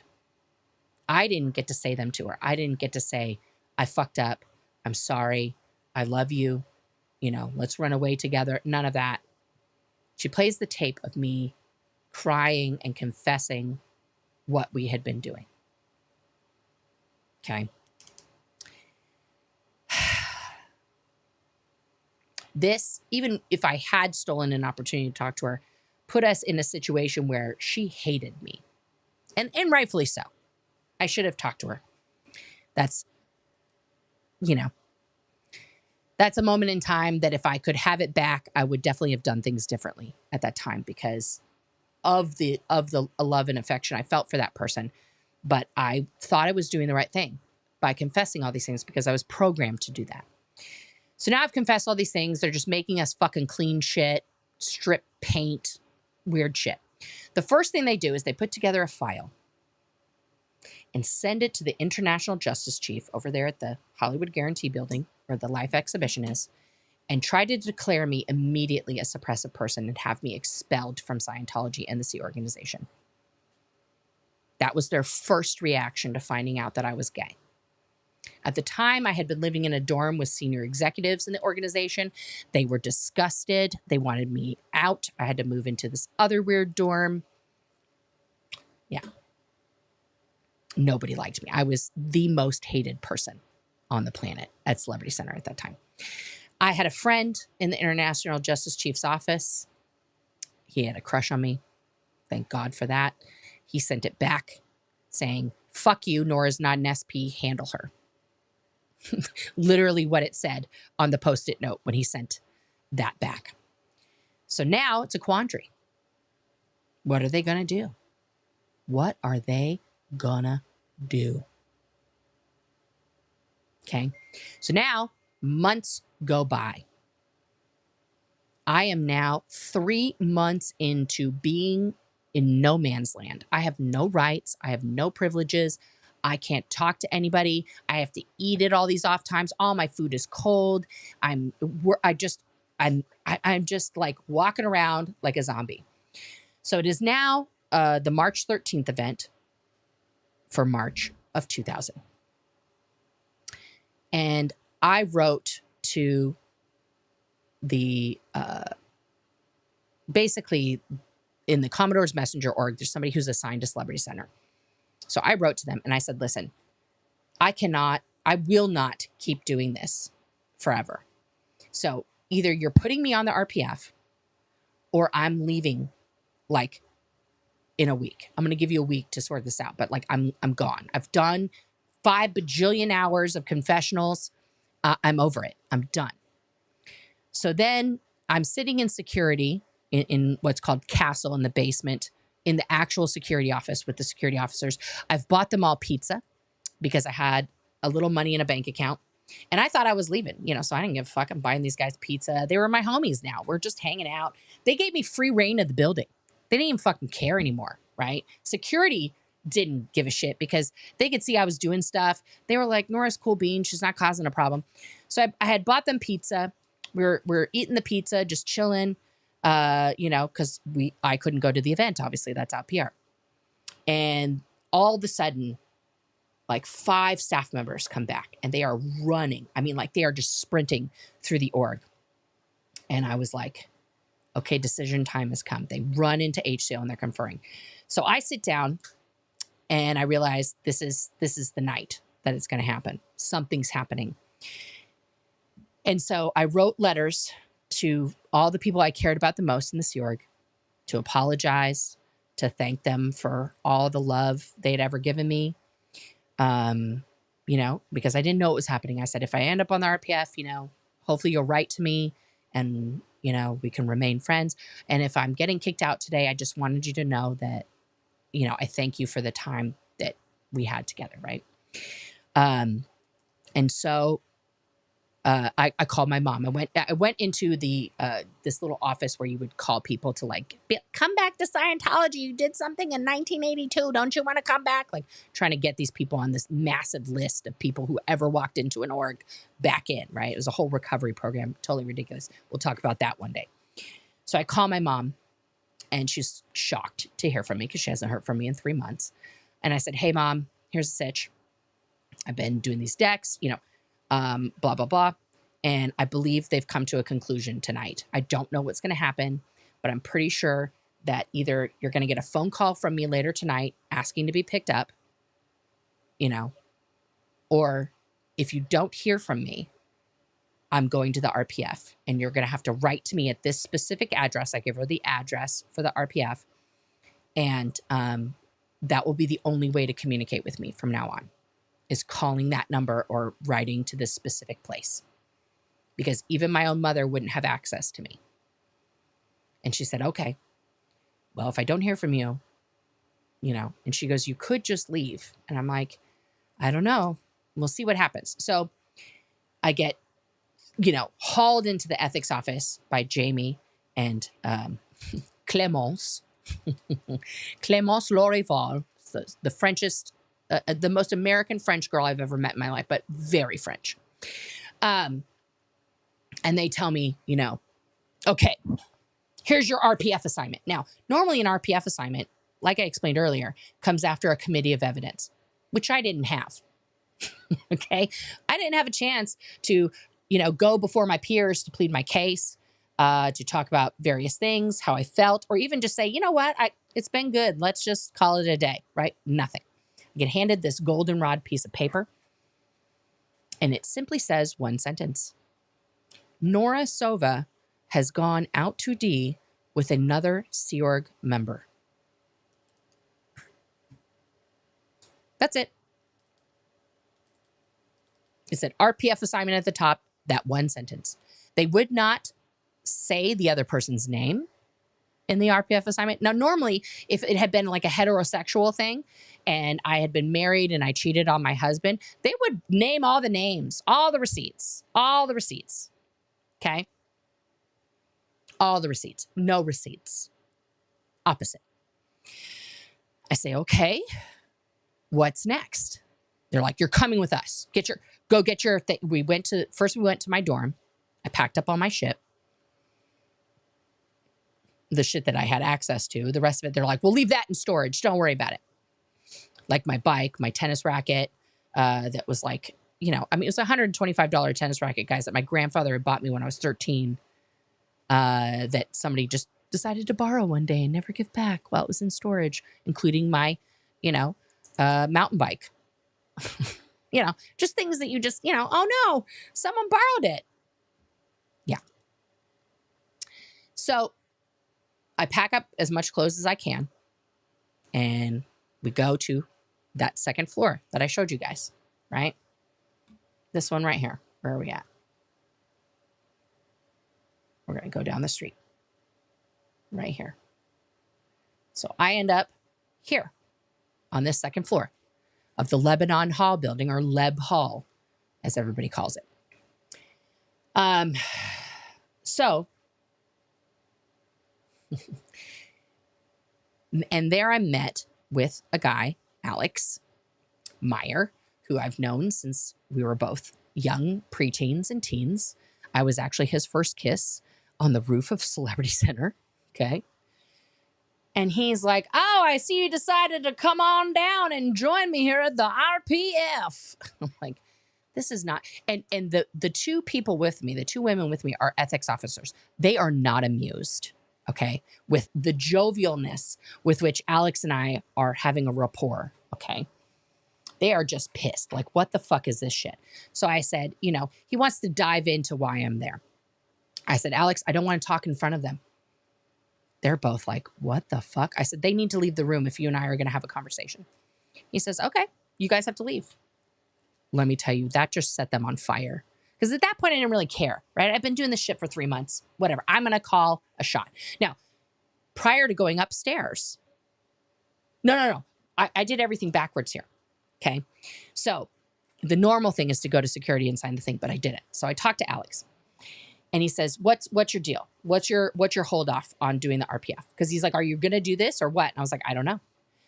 So he says, what's your deal? I said, the deal is this. I'm getting sent here because I'm a lesbian. I'm not a lesbian. Like, I'm like shouting this at him. But let's face it. If everybody finds out why I'm here, they're never going to not see me as a lesbian. Okay. And I don't want to just be the lesbian, you know, fucking Sea Org member. I want to be me. Okay. And so if people can't get past that, or if there's no way for me to do the program and redeem myself, there's no point in being here. There's no point in doing this program if that's how I'm going to be perceived no matter what. He's like, oh, no. Nobody even knows why you're here except for me. Okay. I know, obviously, because I read the file, and the ethics department. That's it. Nobody else is even going to know. I promise you. Okay. Well, if you can promise me that, then I will give it a go.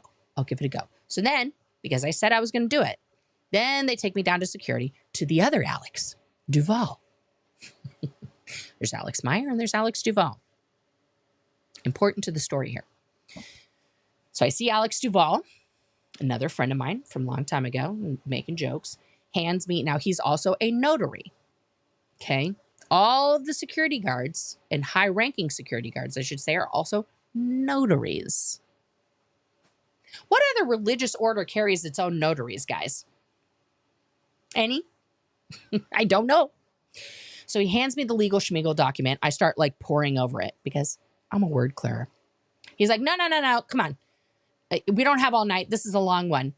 I need you to, you know. I'm like, Alex, I need to read this. I'm signing. This is a legal document. I'm signing this. And yeah, so I read it over as much as I'm allowed. And he explains to me that, you know, it just says you're here voluntarily. You can leave anytime you want. I said, I clarified that with him. So if I decide tomorrow that I don't want to do this program, I can leave? Yes. I'm told no equivalency, equivalent, no, with no ifs, ands, or buts. Sorry, I can't get that word out of my mouth. Yes, I can leave. I do not have to stay there. I say, okay, this sounds like a good deal because I might want to go. So sign it. Get taken back upstairs. It's now, I want to say 2 o'clock in the morning by this time. Okay. It's very late. Get taken back upstairs. I'm taken into a room. It's pitch black. I'm told, like, they're whispering now. They're like, okay, so your bed is the top one over there. Just put your stuff down here and then go up and just, get in bed. Now, guys, I'm fully clothed in jeans, socks, shoes, and a t-shirt. They're like, it's okay. Just go ahead and get in bed. You can unequivocally, thank you, Capricious Caroline. We'll see you in the morning. Now, I was unaware that wake up time, no matter when you arrive on the Sea Org, is 6 a.m. So now I've had 4 hours of sleep. I'm in a room I don't know, filled with people who didn't even know I was there. Okay? They wake up, there's just this strange bitch in the top bunk that they heard was coming. Confusion, lights come on. Everybody out of bed, let's go, let's go, let's go. That's first day. I'm like, okay, what the fuck? Trying to find where I put my toothbrush in my bag because you got to go run to do your hygiene. So I'm like walking, I'm all like disoriented, and somebody just grabs me, just literally grabs me. It's like running on decks and just like starts dragging me down the hall. We go because there's only like a few bathrooms, okay, on this floor of Lebanon Hall. There's a dorm at the end that has an ensuite bathroom. That was a women's dorm. And then there was a men's dorm with an ensuite bathroom. And then there's one other public bathroom that has 2 stalls. That's all the bathrooms that the RPF is supposed to use. We're not supposed to use any other bathrooms to fucking take a deuce. And you've got 250 people sharing 3 bathrooms. I want you guys to just picture that right now. Okay. Some people would run all the way down to the basement, all the way across, okay, down where that cafe is in the basement area, and brush their teeth in the water fountains. I did that many times. And then there was like a larger bathroom down there that if it was early enough and no regular Sea Org members were in there, we would go in there. Okay. So this is the first morning. Now we run. Somebody's dragging me down to muster. I don't even know where I'm going. We line up. Here comes Alex. Now his demeanor is completely different. I'm thinking, oh, it's my friend. This is the guy, So I give him a smile. He's like, I was like, okay. Interesting. We are not friends anymore. Okay. Got it. We're all getting shouted out about people not completing, blah, blah, blah, blah, blah, all this bad stuff. And now, go start. So now everybody minus the people who are delivering the technology, there's supervisors, there's, case supervisors, they do their study later. So everybody's going to study now. So now I'm told we're going to the course room. But first, you have to go to ethics. And I'm like, I just fucking got to the RPF. Why am I going to ethics? Well, in ethics, there was some other paperwork I had to complete. I had to read some basic RPF flag orders and sign off on certain things saying more about how you're there voluntarily, you're there to redeem yourself, all these things. And while I'm sitting in the hallway, like just sort of like coming to terms and starting to have what I now know is a full panic attack, guys. I'm crying. I'm upset. I'm realizing people are looking at me weird. They're giving me a lot of nasty looks. I'm thinking, I shouldn't be here. This is the worst thing that's ever happened. All of a sudden, there's a set of arms that comes around me with like a real hug. And this little face next to me, this little poof of blonde hair. And it was my good friend, Kylie Rose Pierce, who I trained with at Flag years before. And she's like, I'm so glad you're here. And I turn around and I'm like, Kylie. And I hugged her and I'm crying because it's someone I know and someone I have a lot of affection for. Now, for those of you following along with this, I am kryptonite. I'm a lesbian. Okay. Now, at that time, I was very much in denial of being a lesbian. I was very much trying to not be a lesbian, but I was perceived in every action that I did as a lesbian.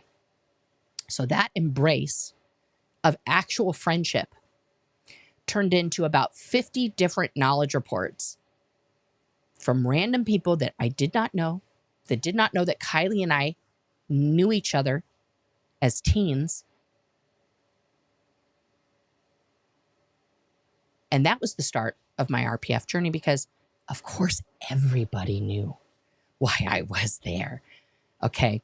To put it in the words of Tarl Kuhn, who was not on the RPF, not only did everybody on the RPF know why I was there, the entire Sea organization in the Los Angeles area knew why I was there. Tarl said to me once while we were lined up outside the Whiskey A Go-Go waiting to see one of our mutual, Scientology kid that we grew up with bands play, said, "So Nora, what's the deal with you now? Are you still, going downtown on ladies or what?" And I got really pissed. I was like, "No, I'm straight now. I'm looking for a boyfriend." And he was like, "Yeah, man." I was like, "Did you know why I was there?" He's like, "Everybody knew. That was the hottest shit that had ever happened in the history of, fucking PAC. It was the hottest shit that had ever happened in the history of PAC. Me being a lesbian, guys. I got to take a W on that one, I think. But so everybody knew. So anytime for the next almost 3 years that I smiled at a woman, I high-fived a woman too crisply. At one point, I was a supervisor in the classroom.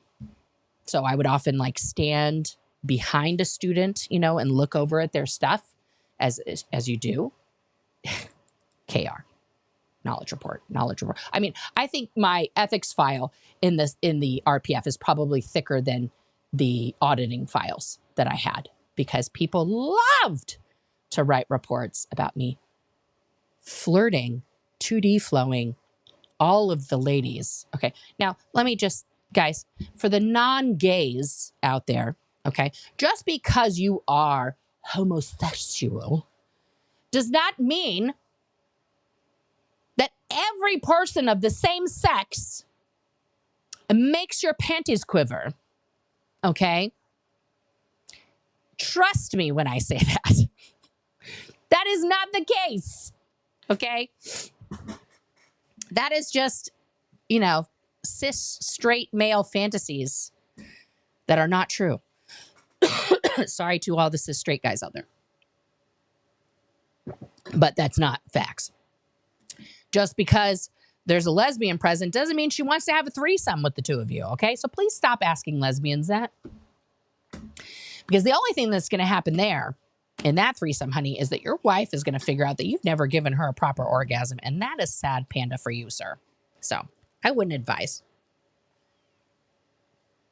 I would not advise if you want to stay married and remain in your straight relationship. So now the next thing that happens in this ethics office interview,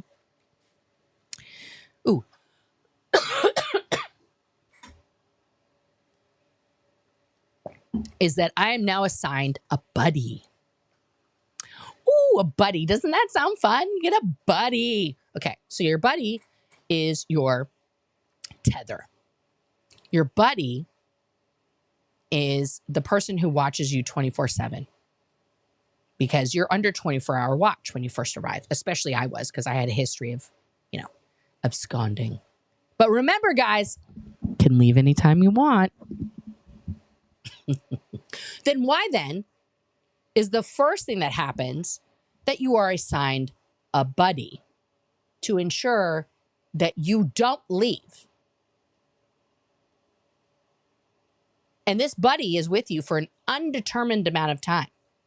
It's not like, oh, after the first 2 weeks and you acclimate, your buddy goes away. You could have a buddy for months. depending on your state of mind and how you're doing. Okay.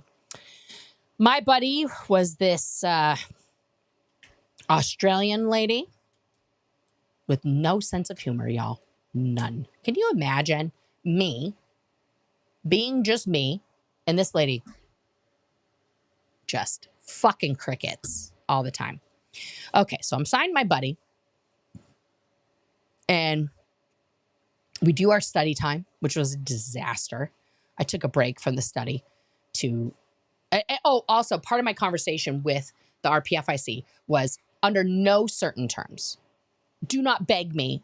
There is nothing you could give me that would make me want to be in the technical department. I want to sand wood. I don't want anything to do with tech anymore. I'm fucking over it. 1 hour into my first day of study, I called over the supervisor, Rena, and I said, oh, you know what? I forgot. I have an appointment with the RPFIC. I totally forgot. Yeah. He wants to see me now. So I went to his office and I told him what a fucking disaster his course room was. And that's why people weren't graduating. And I broke down everything. And he was like, sounds like I should put you in charge of that. I said, don't you fucking dare. Don't you fucking dare, Alex. I'm not doing it. Within 2 weeks, I was the chief courses supervisor running that whole department. Thank you very much. Fucking did that to myself. So on the first day, after I have that convo with the RPFIC, we go down and we get in line. Okay. So you have to understand when you go down to where crew dining is, there's this very narrow wooded hallway. Now there's a little tiny room off to the right, which is where they would put like the buffet of food. And then to the left is the actual dining room that's just this huge open, like parquet, wood floored area with windows and things like that. And it's just like enormous. It's just, it looks like it was like at one time like a ballroom kind of situation or like some sort of conference room or waiting room in the actual hospital, right? So we're in line to go into the little room to get food. And I keep hearing like a tray clatter and then you hear like, I'm like, what is that? What is going on? And we're just waiting. We're waiting. We're all kind of like chit-chatting. Kylie's in line with me. We're talking. She's telling me like what to expect and stuff. My watch lady is like, okay. So we go into this room. Now there's no food in this little, like, it looks like a salad bar kind of thing that they put like the big trays in, but there's nothing in it now. It's empty. In comes this man who's dressed in like a chef outfit, who pushes his way into the room because now it is filled with RPFers, with hungry RPFers. Guys, we have 20 minutes between getting in line, getting your food, sitting down to fully eat a meal. 20 minutes. I've now been in line for like 15 minutes. Okay. So we're starting to have like a little bit of a panic attack here on if I'm going to eat or not at this meal. And he sits down, he brings in this like cart. Now, people, there's 2 trays of hamburgers and 2 trays of fries on this cart. Before he can even, he's, you know, because he's taking the trays out one at a time. So he's trying to put a tray of burgers. There is a sea, and I mean a literal sea of hands just reaching beyond this man to grab at these burgers with their bare hands, guys. Okay, just snatching burgers and running out with fistfuls of burgers into the other room. I'm holding a plate and a fork and knife, you know, just a plate. And I'm like, what the fuck is this? Okay, he gets the fries that people have already emptied the other containers of fries and burgers before he can even get the second tray of burgers into the little buffet display. I managed to get a burger and like a little bit of fries. And I take my plate to the table and I just sit down like, and people are just shoving the food in their face, shoving it. And also at the same time, smoking furiously. Okay, this is the year 2000. Smoking was illegal in the state of California indoors. RPFers were allowed to just People would smoke at least 2 cigarettes per meal. So I want you to imagine a room of people animalistically eating while simultaneously smoking. Probably out of the 250 people were there, I'm going to say 45 of us did not smoke. Okay. So imagine 200 people simultaneously lighting up cigarettes in an enclosed space and puffing away in your face everywhere while you're trying to eat. So while I have this burger and fries in front of me, I realize I don't have a fork. So I do the natural thing. I get up from the table. I walk to that other room, just like, I need a fork. I grabbed the fork. I am basically tackled in this little room by my watch lady. And she's screaming at me, "What the fuck are you doing?" And I'm like holding the fork, like, I needed a fork to eat the food.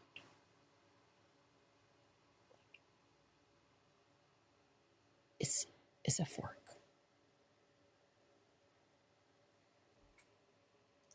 Because they thought I was running away. But you can leave anytime. You can leave anytime. That was my first day. I spent that day then doing heavy duty construction work. We went to what's now, we'll go back over here. Let's go here. So the meal takes place, the crew dining is here. It's on the other side of this wall here, but like inside the building, right? Somewhere there used to be telephones here, payphones, okay? But it's like in the back of the building is where crew dining is, in the back of this St. Hill building, okay? So then we have another muster inside the crew dining. And this is all like in the basement-y area. So now I get assigned to, with my buddy, okay? And we get assigned to the electrical unit. We are being run by a SEERG member named Yasha Berenson, who at the time was a journeyman electrician. Now he's famous for getting caught in to catch a predator sting where he went to go try and meet an underage girl to have sex. Okay? That is what happened to Yasha Berenson, everyone. You can look that up online. Okay, so now we are going to be, oh, that's security still. Where am I? Okay, so now we are here. This little portion here that you can see, okay, that is the laundry room. There was no laundry room at PAC before this, okay? Before this, SEERG members who are getting paid that $50 a week, okay, $47.32 after taxes, have to then gather their clothes and go to the nearest laundromat to pay for their laundry. Unlike what it says here, are provided adequate food, clothing, shelter, and all necessities, like that they say they provide that for every member of the church. They do not. You had to go pay guys at a laundromat to do your laundry. So guess what would happen if you didn't have, and for us at CC, we had to dry clean our shirts, guys. Dry clean your shirts and your skirts. You had to pay for that. Okay. So here I am in this building. It was a bare room at the time. And I'm put on the electrical unit under Yasha. I've never seen anything outside of like 321 contact or fucking Mr. Wizard or not. I've never worked with electrical stuff. Okay. I have no experience whatsoever. But they're like, Yasha was like, do you know how to use a screwdriver? Do you know the difference between a Phillips head and a flathead? I was like, yeah, sure. Okay, great. You're in. So he's like, all you got to do, my job that day was to connect all of the boxes to the places that they were going to go, okay, for all the outlets around the room. Now, this is the day I found out about targets and punishment on the RPF. Okay. So when you're on the RPF, every action you are doing when you're doing this, what do they call it? What do they call it? Oh, right. When you're at the retreat, spiritually enhancing yourself through physical activity that allows you to give back. Oh, so you are given a strict time limit in which to get these things done. Now, because you're on the RPF and you're considered a super degraded being, you are not allowed to use really any power tools. Okay, so I want you to picture trying to put up a metal, you know, like where your outlet at home is, right? Your flippity switch, boop, boop, or the plug-in outlets, okay? Inside the wall, guys, okay, is a metal box that holds all the guts, that holds the wires that come in that connect to that plug or flippity switch, okay? So I was trying to screw these boxes into the wall. I do not get a, you know, a screw gun. No, no, no. No, no, you're brand new. You're going to just use your Phillips head and your strength to screw a metal screw into a metal stud through a metal box that is not pre-drilled. I need to get 12 of those done in 10 minutes. Do you think I did it? The answer is fuck no, I didn't. So then I found out what happens when you don't meet your TM, your time machine. Your target is called a TM, time machine. What's the time machine to get this done? Okay, that's your estimation of how long it's going to take you. So when I did not meet that target, I was then told, go take a lap. What does that mean? You have to then go from wherever you are around the pack base all the way to the basement where the tunnels are and run around 8 times, which is the equivalent of a mile, and then come back, set a new time machine, and hopefully you make that one, or gonna run another lap. Now, if you are too far away from the basement, or it's just taking up too much time, frankly, because you're fucking out of shape and you were word clear sitting on your ass and you hadn't done physical work for quite a while, then they just make you do 50 push-ups or 50 sit-ups right there on the spot. That's 1 lap. So if you really get behind and you get like 2 laps because you not only didn't make your time machine, but you back talked to your supervisor, 2 laps. So I spent this day running a lot and going up and down a ladder, up and down, up and down, up and down, up and down, up and down. My knees ballooned like to 3 times their size. I could barely move at the end of the day. I was so fucking tired. Now, at the end of the day, we are given hygiene time, guys. Hygiene time. Guess how many minutes 250 people are given to every single one of them shower, because it's all at the same time.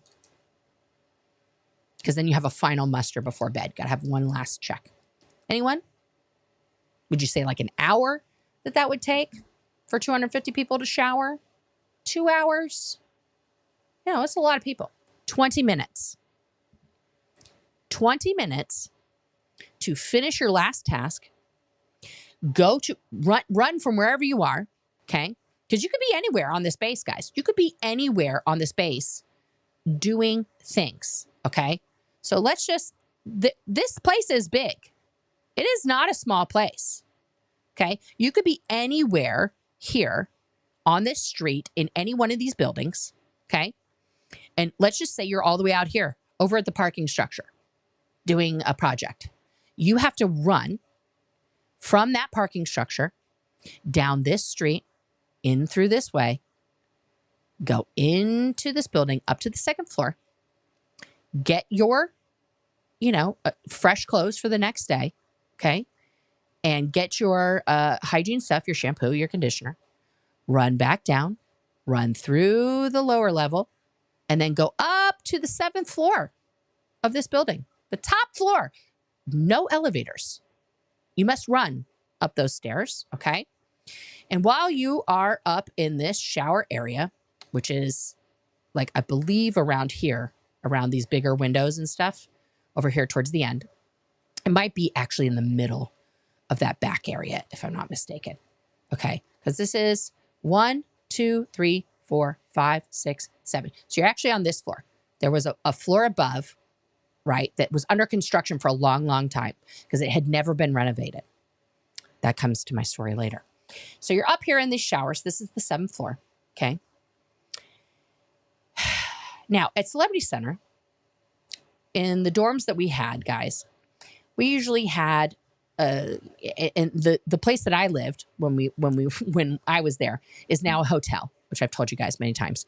But these rooms, like if you picture a average small bedroom in a home, that's the size room we were in. Okay. And they would usually put 3, sometimes 4 sets of bunk beds in those rooms. So you could have anywhere from 6 to 8 people in a dorm in the Wilcox when we lived there. But we had ensuite bathrooms, right? So you would all take turns going in the bathroom, and shutting the door. And sometimes, because for efficiency, I'll be honest, one person would be in the shower, showering, and this is at Celebrity Center. And then if you had to poop or pee or something, you just sat down and you just talked to them while they were in the shower. It was like no big deal, right? We weren't looking at each other. It was very, we were very modest, right? Okay. So, that's what I had been used to for 5 years. So now I'm running up to the 7th floor of that building. Okay. Back up here. Oh, what did I do? That's the wrong thing, Nora. I'm just moving my screen around on my... So I'm up here. We're all running up in a group, me and my buddy, all these other women, like little gerbils going off a cliff. I walk into this room because we got there kind of late because I'm slow as fuck and my knees were killing me. And it's steamy. There's a lot of steam. And then all of a sudden, I start seeing, because I'm totally bewildered at this moment, I'm out of breath, that this is a large room filled with 7 showers. And there is, I don't know, 100 women in here that are in various states of undress or totally nude, coming in and out of these showers because you have 3 minutes. 3. 1, 2, 3 minutes to shower. Okay? From once you have your clothes off and you have your towel ready, you're just wrapped in your little towel waiting for a shower to free up. From the moment you step into that shower, because we wouldn't even turn the water off in between people. We were just jumping in and out. You must go in there. Now, my hair was like down to here, guys. It was really long. Go in there, get your hair wet, shampoo it, clean your whole body, and get out totally rinsed off in 3 minutes. Now, if you got there early, obviously you got hot water. Because, yeah. Okay. But down here, in this basement area here, and that under, you go in that door and then go down, okay, is the boiler room. Now, I'm sure they've replaced it now because there was one guy who did the boiler room and I think he died because he was just an old guy. They sort of bought him with the building. It was an enormous boiler that they had for the water. So it was meant to supply hot water to the whole hospital, right? For surgeries and things like that. So it made a lot of hot water. So, but there would be times that you got a nice cold shower because you were late. You were late to showers. And I will say this, that was the first time in my life that I had been in a room, outside of summer camp. And there was one time at summer camp, everybody was like, let's streak and run around the cabin. And we all did it. I did it too. I was totally naked. I ran around the cabin once. But outside of summer camp, that I had, and that's when I was a kid, guys, right? But this is the first time in my life I'd been in a room with hundreds of naked women, just titties and, you know, hoo-has everywhere. Okay. And, yeah, let me just say, it did not convince me I was not the gay at that moment. And I told the RPFIC this. I said, you know, Alex, I want to be honest with you. I don't think that's helping me to change my mind. His reaction to that news was not good. Basically told me I was a total piece of shit and I needed to get my evil purposes in check and was not going to give me an accommodation, essentially. That was my fault. My fault. Now, of course, as soon as I walked in the room, everybody covered up because the lesbian is here. Is a lesbian going to see my titties? Like, all these other women are just literally having conversations with each other, just totally nude. The second I walk in, oh my God, you saw my boobies. Like, yeah, she saw your boobies, and so did she, and so did she, and so did she. Your boobies are everywhere, right? So yeah, that was how the RPF started for me. But remember, guys, you can leave anytime you want. Okay, let's not forget that. All right. So things move along. I kind of acclimate a little bit. You know, I'm trying my best. I don't have a partner. I don't have a twin. I don't have somebody that I'm going to make better for almost 6-7 months. There's nobody who they have paired me up with because I am clear. And so it is very hard. You know, there weren't a lot of other people that were clear.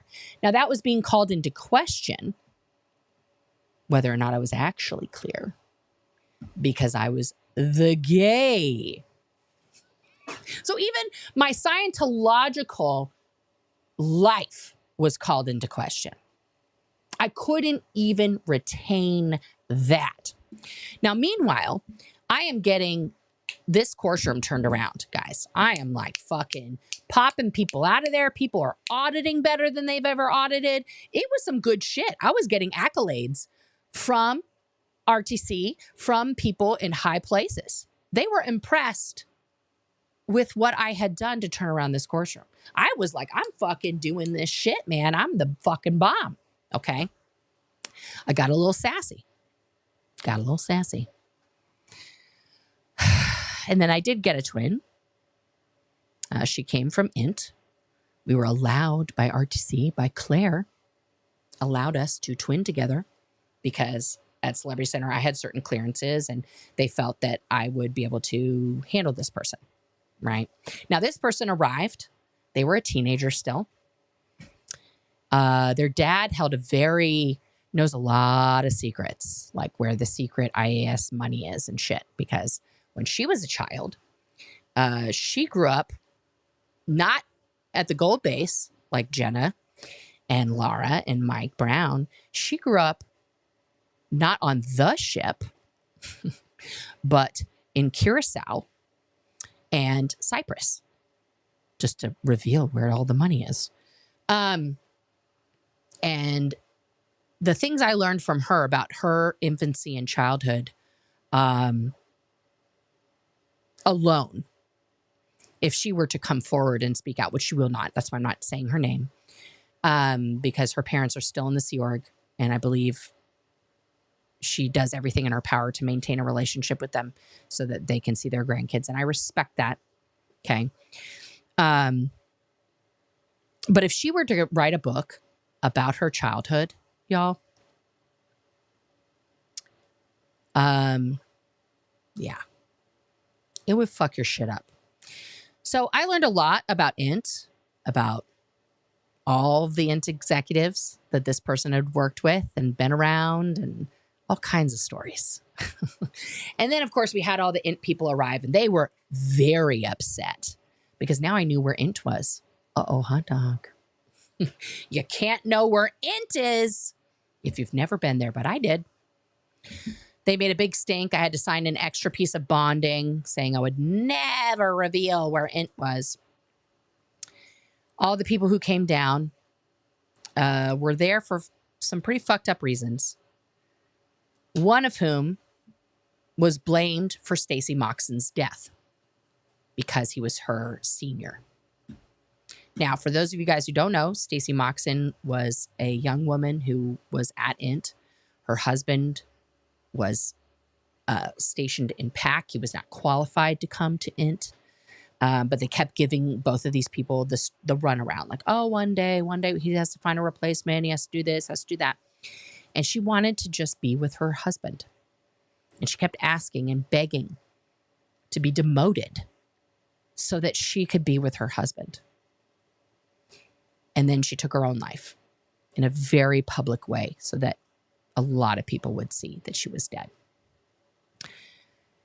The short story that they came up with is that she had been chasing a squirrel and accidentally, got into the high voltage cabinet on the base and, hot dog, electrocuted to death. That is not what happened to her. She left a note. You know how I know that Stacey Moxon left a note? Because when you're doing this spiritual enhancement, okay, you are in a room, okay, that you're sitting here across from your twin. They are asking you very intimate, very pointed, very horrific questions. And less than 3 feet to your right and to your left is another set of people doing that. Okay.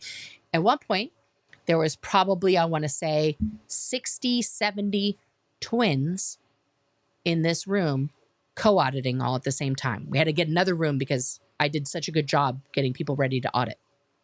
So you're sitting next to somebody who's sitting there holding the cans, talking about their sexual crimes, talking about SA, talking about grape, talking about pedophilia, bestiality,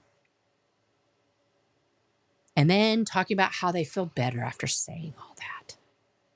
Now, people did not like to sit next to me when we were doing sessions because I'm just me, guys. So I'm going to tell a story. It's going to be fucking wild. It's going to be hilarious.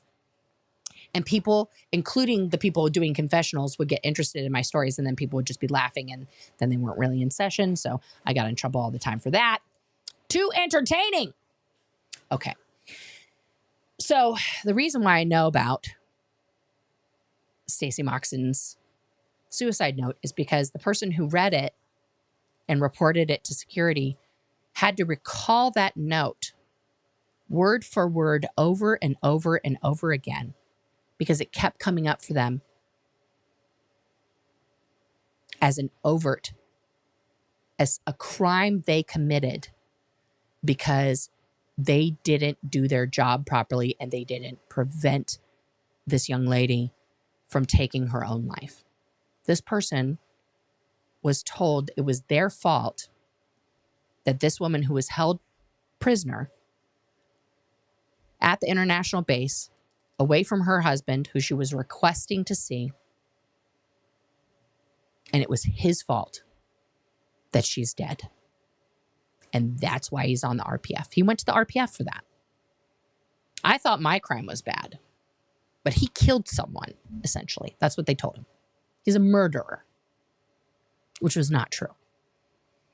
Also, if you knew this person, you would know that they're honestly one of the nicest, sweetest, most humble people on the planet Earth.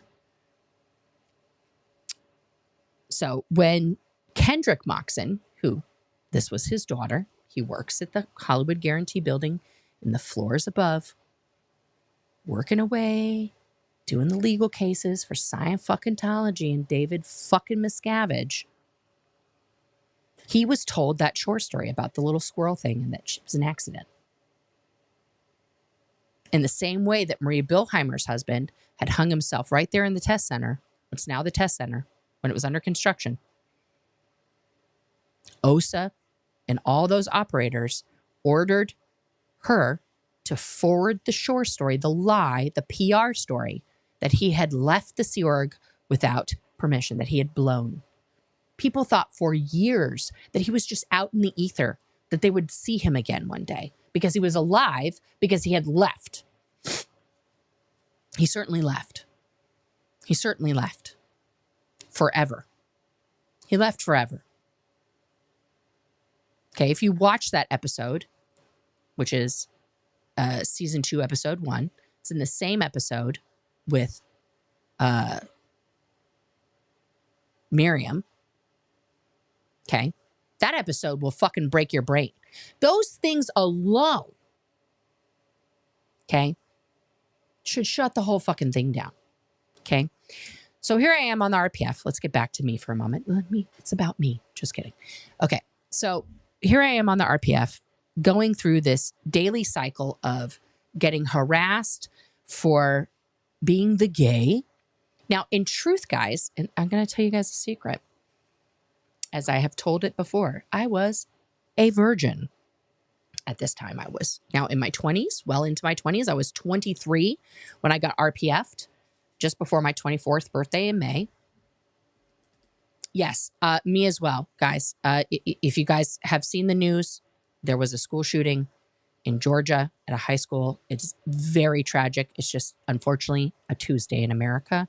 We have to do something to change this, but that's a whole other thing. But yes, I was watching that just before I came on. So I'm going through this cycle of getting constantly reported, constantly surveilled, and now I have this partner. We're doing this with each other, but I was a virgin. I had no I shouldn't say I have no sexual experience. I had a lot of boyfriends. I had touched a few penises. Okay. People had touched me, let's say I'd done a lot of third base. Okay. Let's just put it that way. But my experience in the area, I had never done like oral sex. Okay. Or anything like that. I was very fucking terrified of sex. Okay. And so my twin was the opposite. She had been married as a young girl, probably, I think 14 or 15, she got married. And she had done a lot of sex. Okay. Obviously a lot more than me because I hadn't done any. So some of her crimes involved things involving her husband and their intimacy, guys, because when you have a crime and you're talking about it, you have to tell everything. Okay. So we're doing this thing and I get the read on the meter about, something about her husband.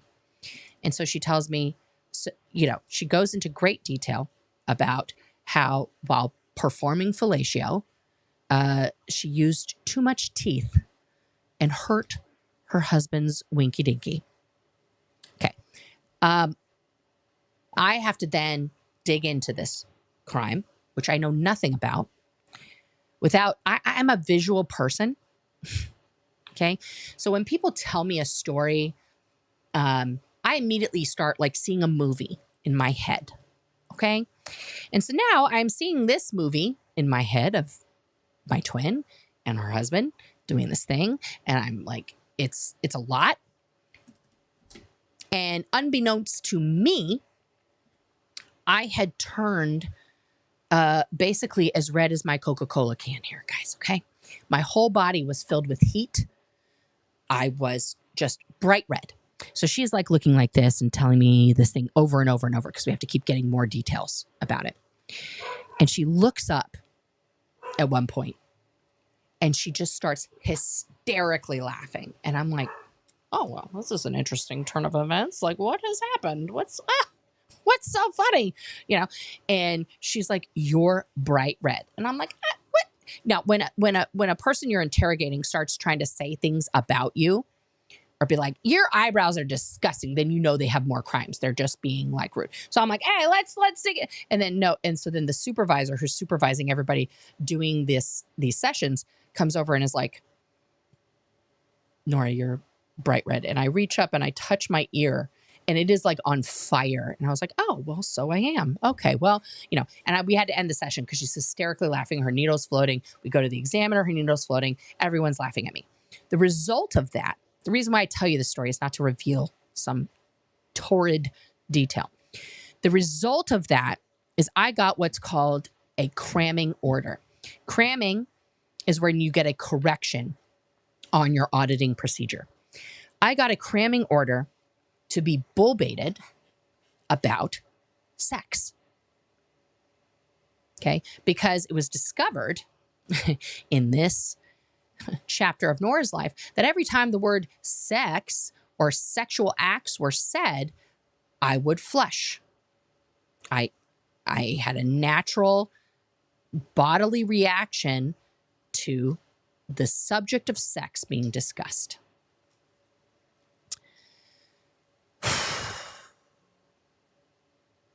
So I sat in a chair 3 feet in front of my twin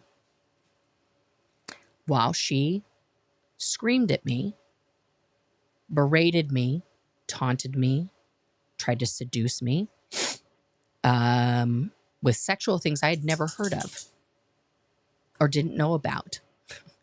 And was, confused, then having to word clear some of these things. But let me just say this. I've talked about the process of bull bait before, okay? And the process of TR0 bull bait, you sit down first, OTTR0, eyes closed. You're confronting another person just as spiritual beings. TR0, eyes open, no talking, no moving, no nothing, staring at another person. To get a professional pass at that, you must do that for 2 hours. Just that, 2 hours, no nothing. Then you move on to TR0 bull bait, where you have to sit in a chair comfortably, confronting the person, relaxed, while they say or do anything to try and get a reaction out of you. Now, for somebody who was very much in the closet, okay, my whole life, but even more so at this time period, and had not actually had sex with a human man, to sit there. Now, every time you're doing this drill, right, you sit and somebody says, okay, TR0 bull bait, start. And so you're just supposed to sit. And if you move or anything, or you laugh, anything, flunk, you twitched. Okay, ready? Start. Right? Over and over and over. It took 3 days. 3 days of bull baiting just for my body to stop flushing from the word sex. 3 days. And then we went on to the more illicit things.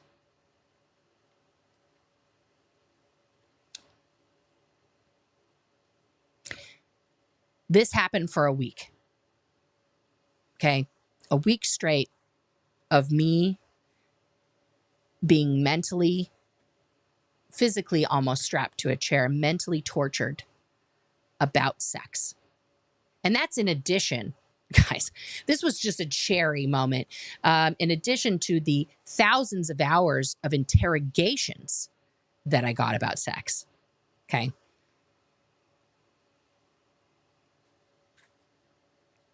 To say that my mind at that time became broken about the subject of sex would be an understatement of the century.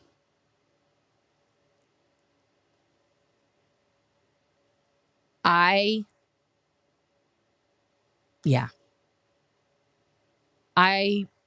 fully had to disassociate from my body, from the moment, from the voices, from the sounds, from the place, to be able to be there comfortably. I think that bull baiting is an absolute form of torture. It is torture. It's mental. It's physical torture because you're forcing yourself to stay put when you are in danger, when you are being made to feel terror.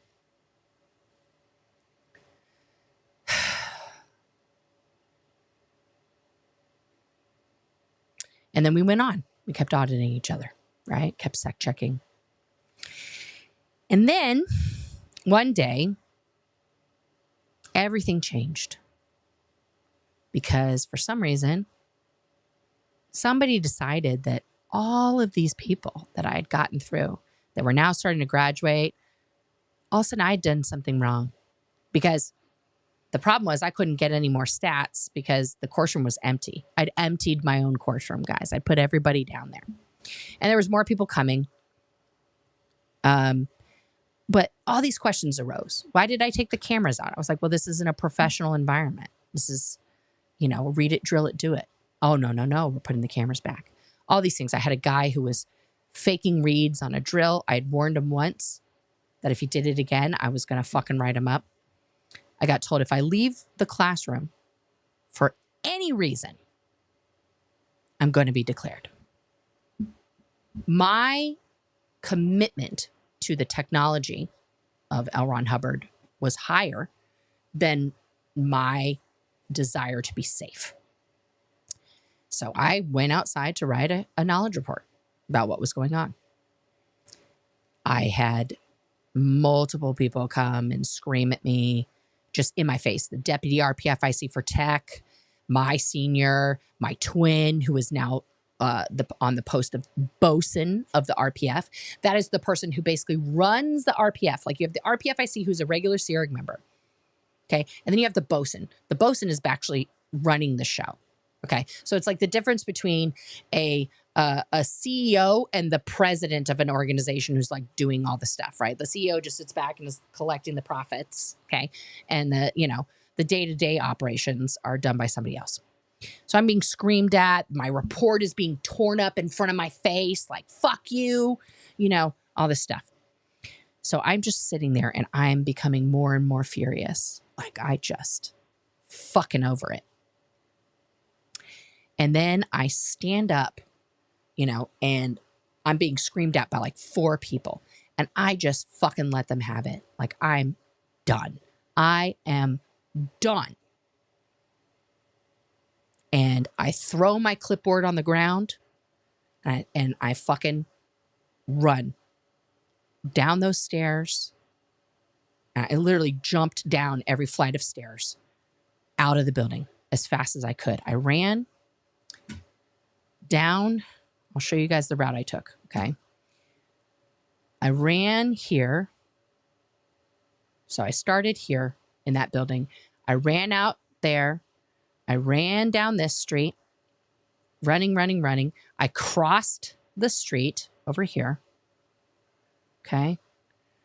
Running, still running, so much running, just booking it down this street, okay? This was a grocery store at the time. I threw my clear bracelet into the trash can here, okay, because I had that on. Running.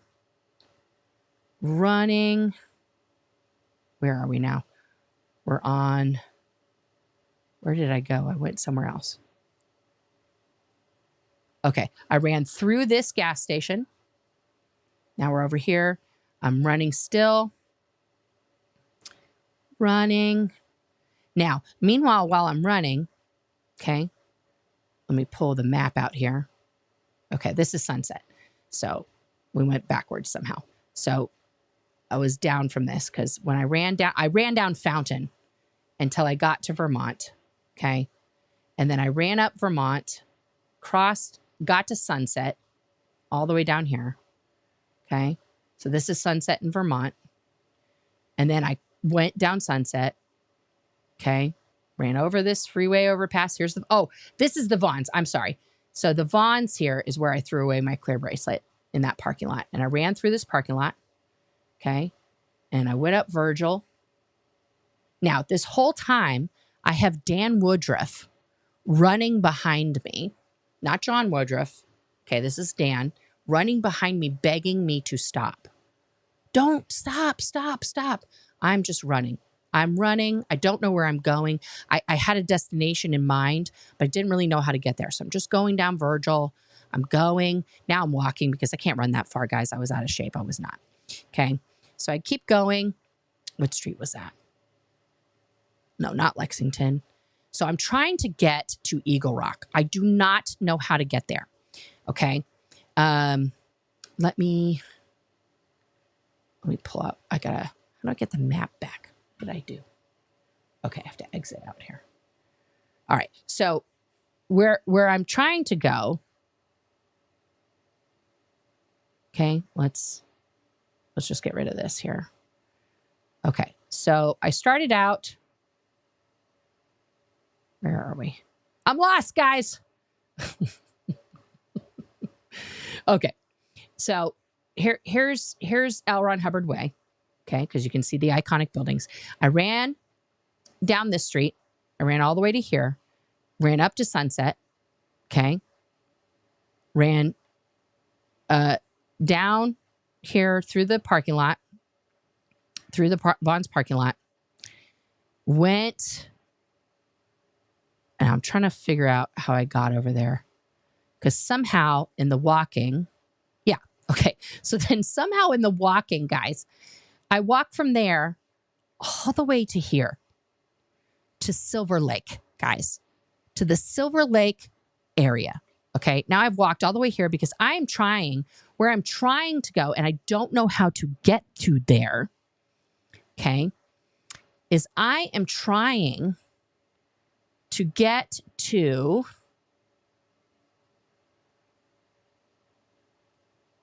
over here. Where is it? Where my mom moved to. All I knew is that she lived in Eagle Rock. God, El Pollo Loco, I miss that so much.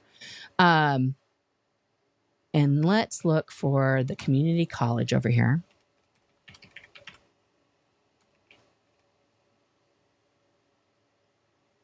Okay. So, yeah. So where I'm trying to get to, guys,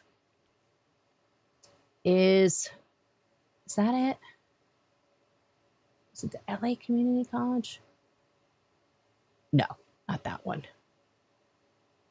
Because my mom lived off of, that's Hollywood. And then that's Franklin. And then this is Los Feliz. Feliz Navidad. And you have to take that all the way over to here. Okay. This is the Forest Lawn Museum. But my mom lived, I did not know, right, how far this was, guys, to here. Okay. This is the community college. My mom lived on this hill. Behind this one, there was another community college. This is not the right one. Oh, here we go. Show me a community college here. Where is it? I feel like I'm missing it, or it closed or something. Because it was over in the Eagle Rock area. Let's look at that.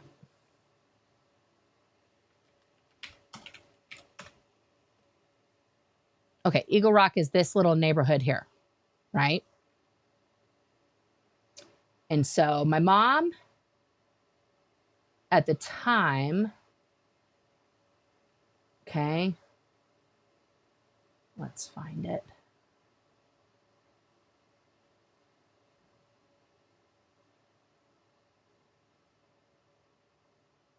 There's the Starbucks and the Exxon. You got to go up more. She lived up here, not by that, but it was off Eagle Rock Boulevard. Why can't I find it? It was like out here. She lived in like one of these like really weird little windy streets. Okay. And there's a community college somewhere near there because we used to be able to watch the baseball games from our house. But at any rate, it was like up here in these hills, right? And I did not know how to get to there. She had just moved, okay? But I'm supposed to get from here, okay? Basically this area in my mind, okay? And let's look how far that is, okay? From here, and that's where I was trying to get to, okay? To all the way over here, right? If we get directions from Eagle Rock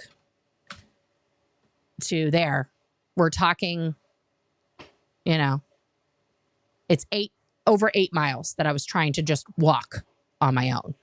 Okay. Via surface streets. So it'd actually be longer. Okay. So somehow, instead of ending up there, I ended up here. Okay. In Silver Lake, which is totally not the right place. All the way here, we walked around the park, and there's over here this green space, and down here there's a dog park, but there's also right here is a basketball court. So Dan is talking to me. I'm telling him all the reasons why. Occidental College, thank you. For fuck's sake, why couldn't I remember that? Thank you, Peter. Okay, here's Occidental. This is the college. Okay. This is Anderson Field. My mom lived. Okay, let's do this. She didn't live on Bird. She lived over here. Right above the fields. Right here. Let's see if we can see the house. They moved it. Now they sold it. My parents sold it to the college. Okay. So it's not this little street. But they sold their house to the college. Let's go here. Is that what I was just looking at? That is what I was just looking at. Sorry. Because we could see these fields. Okay. So it's probably right here. Let's look. Let's look at the old house here. See if it's still there. And I can tell you I will know the exact house because it's very... Did they tear it down? Oh, no. Did they really? My stepdad had, and my mom had... no, it's not this street because this is paved. Our street wasn't paved. Anyway. Yeah. But around here because we could see the fields from our house, right? And so we would watch... Oh, maybe it's here. Like the games for free, which was fun when I first left the Sea Org, because then I could see all the games for free. Ah, this is the road. This is it. This is my parents' old house. This is it. This is the house they bought on Coringa. It is a geodesic dome. This is the place I was trying to get to, guys. It's now staff housing because they sold it to the college. So it's for professors. Okay. But this is the place. This is the place. We would sit out on this deck and then we could see, as you guys can see, right down into these fields. So I had never been to this house. I'd never been here. My mom had just moved. But I thought, okay, I know it's on Coringa, right? And if you ask people in Eagle Rock where Coringa is, they do not know. They have never heard of it. It is not a real street to them because look where it is. My mom's house was right here. This was the house. Now let's zoom out. Oh, I can't zoom out that way. Let's zoom out. Okay, so let's put a pin. Can I drop a pin? There we go. There's my mom's house. We're going to zoom out. Okay, so I was trying to get from exactly there way over here.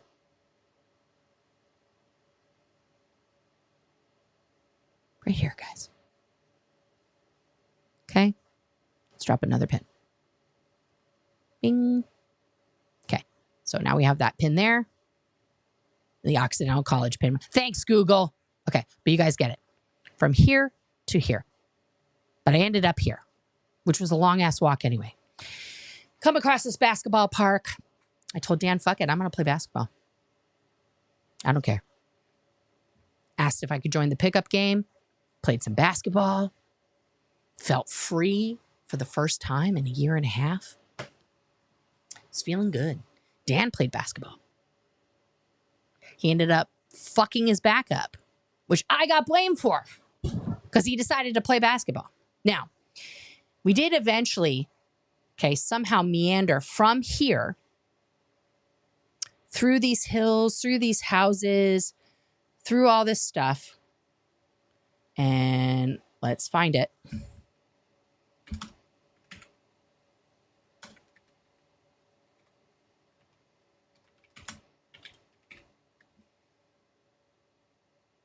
Where is it? Okay. So we ended up, now I want you to see how close I got to my mom's house. I ended up right here at the 7-Eleven. Look how close I was. Look how close I was to my mom. We meandered through Silver Lake all the way up. We went around. We meandered through these hills looking for a geodesic dome house and ended up here. Okay. At this 7-Eleven, I want to zoom into this place because I want to tell you this story. So we're here and I'm going to give you guys a bird's eye view. So we are at this 7-Eleven. Okay. You see this building next door here? This has got, like, as you can see, a dentist. At the time, there was a law office. Okay. So Dan and I go into this 7-Eleven, okay, which had outside of it at the time a payphone, because this is the year 2000. Oh, you can't see. I'm so sorry. I'm so sorry. Okay, let me zoom back out. I'm so sorry. Thank you guys for shouting at me in the chat. So here is the 7-Eleven. I'm going to zoom out a little bit. And there's my mom. 7-Eleven, me. I was within less than a quarter mile of her. I did not know. Okay. So we're going to go back to the 7-Eleven here. Okay. Because I want to show you guys this. So this is where this journey came to an end. Okay. So we are here at this 7-Eleven. Okay. Let's get nice and close. Here in the front, right here, okay, was a payphone. Dan got on the payphone, okay, and called to security to tell them where we were, okay, so that they could now drive over here and come get us. We went in the 7-Eleven. I had to use the bathroom. Dan went in the bathroom first, and then he allowed me to go in the bathroom. He didn't come back to the bathroom with me because that would look really weird. Okay. Now, first of all, we already look weird. We're dressed in gray and black in identical looking uniforms. We have our seared belt buckles on, just total weird shit. I've untucked my shirt. I'm out of uniform now. I don't care. When I come out of the bathroom, Dan is right here in the front doing something very naughty, guys. Looking at magazines. Really into it. I come out of the store and I see him looking at these magazines.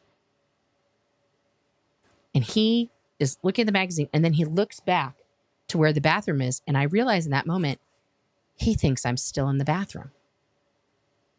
He thinks I'm still in the bathroom. And in that moment, I thought out very clearly that I could just walk right to this building. This is a balcony here. Okay. Right? This is a balcony right there. This is a balcony right here. And that I could just go right here and watch as everybody arrived into the parking lot and just see them fucking freak out. Right? And I really thought about doing that. I thought, fuck it. Fuck these assholes. But then I looked at Dan again. This man who had talked me off of a cliff, talked me out of running into traffic. Who had been kind to me during the 10 hours that we had been out and about. We had no water, no food, just running around LA. Okay. And I looked back at this man and I thought, I can't do that to him. My wife is coming to tell me I need to end soon. And this is just going to be part one of the story. Apparently there's 85 parts of the RPF story. So I gently tap on the window and he looks up like horrified, just absolutely fucking horrified. Like I almost really fucking screwed the pooch, right? And he comes outside and he's just like scared. And I'm like, oh, you didn't think I was going to like leave you high and dry, right? Come on, Danny. Like, no. So then my twin and the RPFIC and a couple other RPFers arrive in a van. And my twin pops out of the van like a fucking, like little tiny angry ninja, and starts screaming at me, just nonstop. And I go from jovial, like I feel like okay about the world, to just immediately like I should have fucking been on that balcony. Like I should have just fucking, what am I doing? I get like pushed into the van. My twin spends now guys, I told you that's only 8 miles, right? In LA drive time, that's like an hour. So we are now in traffic for an hour while she is screaming at the top of her lungs at me. Because remember, guys, you can leave anytime you want. But because I did, now we are going to, you guessed it, the RPF's RPF. Which one do I want that one. Thank you. My wife is feeding me because I haven't had lunch. And she's right. My blood sugar is very low and I'm hungry and I'm traumatizing myself. So I should probably, cut this short here. But thank you, love. Thank you. I love you. I am. I'm hurrying. I got to drink the chocolate milk and finish. I got it. I know I don't have fingernails. It's a lesbian problem. Okay. So I did. I shook it. Okay, hang on.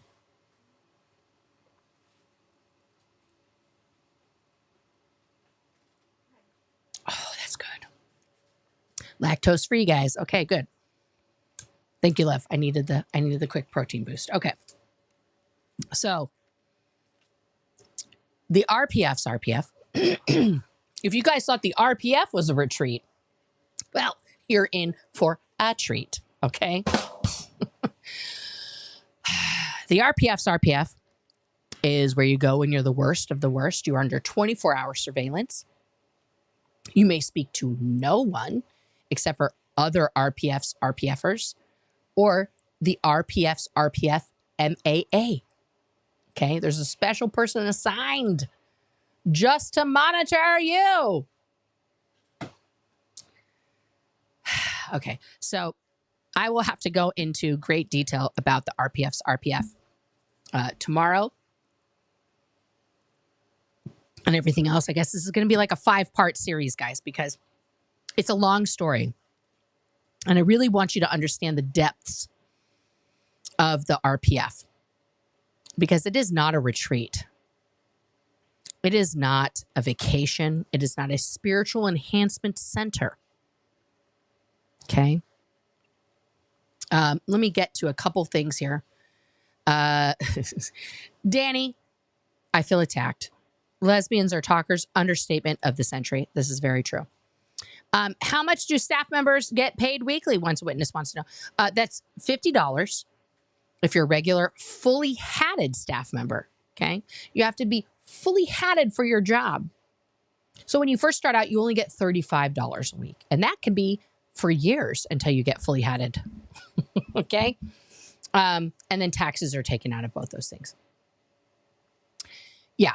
And Dylan would know. Let's see. No making eye contact. Correct. You can't even make eye contact, guys, with a CERG member when you're on the RPF. Not allowed to originate. That means to start a conversation, and no walking anywhere. Running on decks.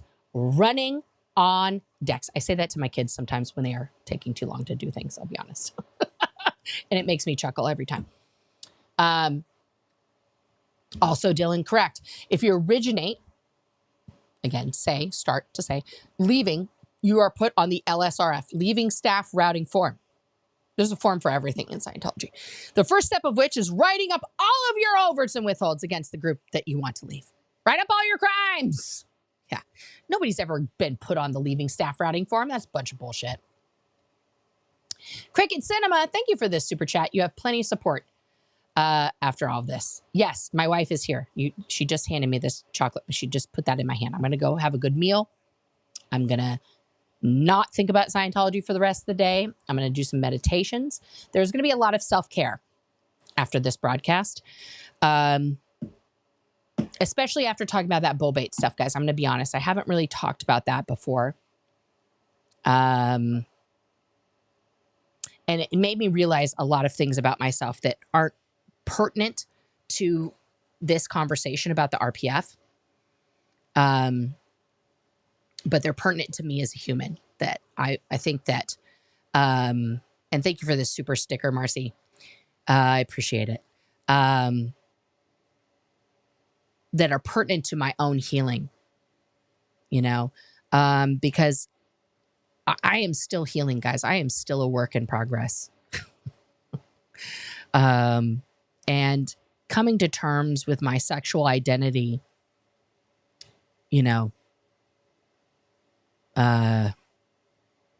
decade or so after I left this organization and got married to a man and had 2 kids, has been a journey. The hardest and most rewarding journey I've ever been on, but a journey nonetheless, of grief, of regret, shame, all of those things. And talking about that moment with that bull baiting made me realize a lot of things, a lot of where a lot of that came from. So it's good. Like, these things are good, but part of working through trauma, okay, I just want to be very frank with the audience, okay? Part of working through trauma is a partial re-experience of that trauma, realizing what it is, seeing the exact thing that happened to you, right? Really understanding that time period, that moment. And then a lot of things happen physically and mentally while you're doing that. Some very unpleasant, very uncomfortable. But once you move through that and you're on the other side of it and you have a full understanding of it, it is no longer that winter coat in summer on you. Okay. So I'm just in the middle of that. So the first thing I'm going to do is I'm going to go walk the dogs with my wife because they need to go potty, because I've been sitting here now for 3 hours. Actually, is it 4? 12, 31, 32. No, 3 hours. 3 hours. Okay, I didn't do 4 hours today. Again, guys, I'm trying to make this shorter and I fucked it up. I'm sorry. Okay, so tomorrow I will try to wrap up this story with a bow, a neat little bow. And we'll get into the burning questions and answers about the RPF. Okay. But thank you guys for being here. Thank you for I saw memberships flying by and people, let me just look for that really quick, because I want to acknowledge you guys. Oh, that's not correct. Please hold. Okay. So Pippi Longstocking became a member. Thank you. Jen Nelson became a member. Thank you. Capricious Caroline celebrating 4 months on membership. Congrats on making a channel that is all you, 100% on board. I appreciate you so much. And also, Caroline, all these things. I love all the things. Nancy Alley is announcing memberships. Thank you. That's before, Tony, since they don't let members go to school. That's a comment. But yeah, that's true. They can't spell. This is very true. Portland SP supporter Melody, what's up, my lady? Celebrating 4 months of memberships. I love all your contact. Love you, my friend Nora. We need to do lunch soon. Absolutely, absolutely. Kitty 1838 with her beautiful little pitty there. I have an itty bitty pitty too. Celebrating 2 months of membership. Candy's Life in the house, celebrating 1 month of membership. Thank you so much. Thank you for spending time with me on my birthday. Is your birthday today, Candy? Happy fucking birthday. Happy birthday. Beachcomber gifted 5 memberships. Holy cannolis. Thank you, Beachcomber.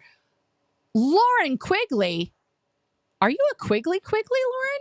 Was gifted a membership. You need to write to me. We need to talk. Blow Drill was gifted a membership. There you go, Dylan. Now you're a member. Jolene Atkinson was gifted a membership. Wonderful. Sasha Parsons was gifted a membership. And I'm scrolling. My wife is giving me the stare. Susan P. Sid is celebrating 5 months of membership. Thank you for being here, Susan. Excuse me. Celebrates 5 months of membership. Starting at the beginning, wanted to say hello. Thank you, excuse me, for being here. Cuddly Floof is celebrating 5 months of membership. I love you back. Thank you so much. All right, guys, I'm going to go walk the dogs. I'm going to go look at the clouds. I'm going to, enjoy life, which is why I left in the first place. I love you.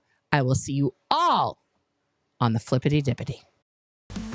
Thank you so much for tuning in. Thank you, as always, to all my mods and all my members. And guys, click that link. Scan it, click it, love it. Send me boxes of money. I need it. I'll see you guys on the flippity dippity.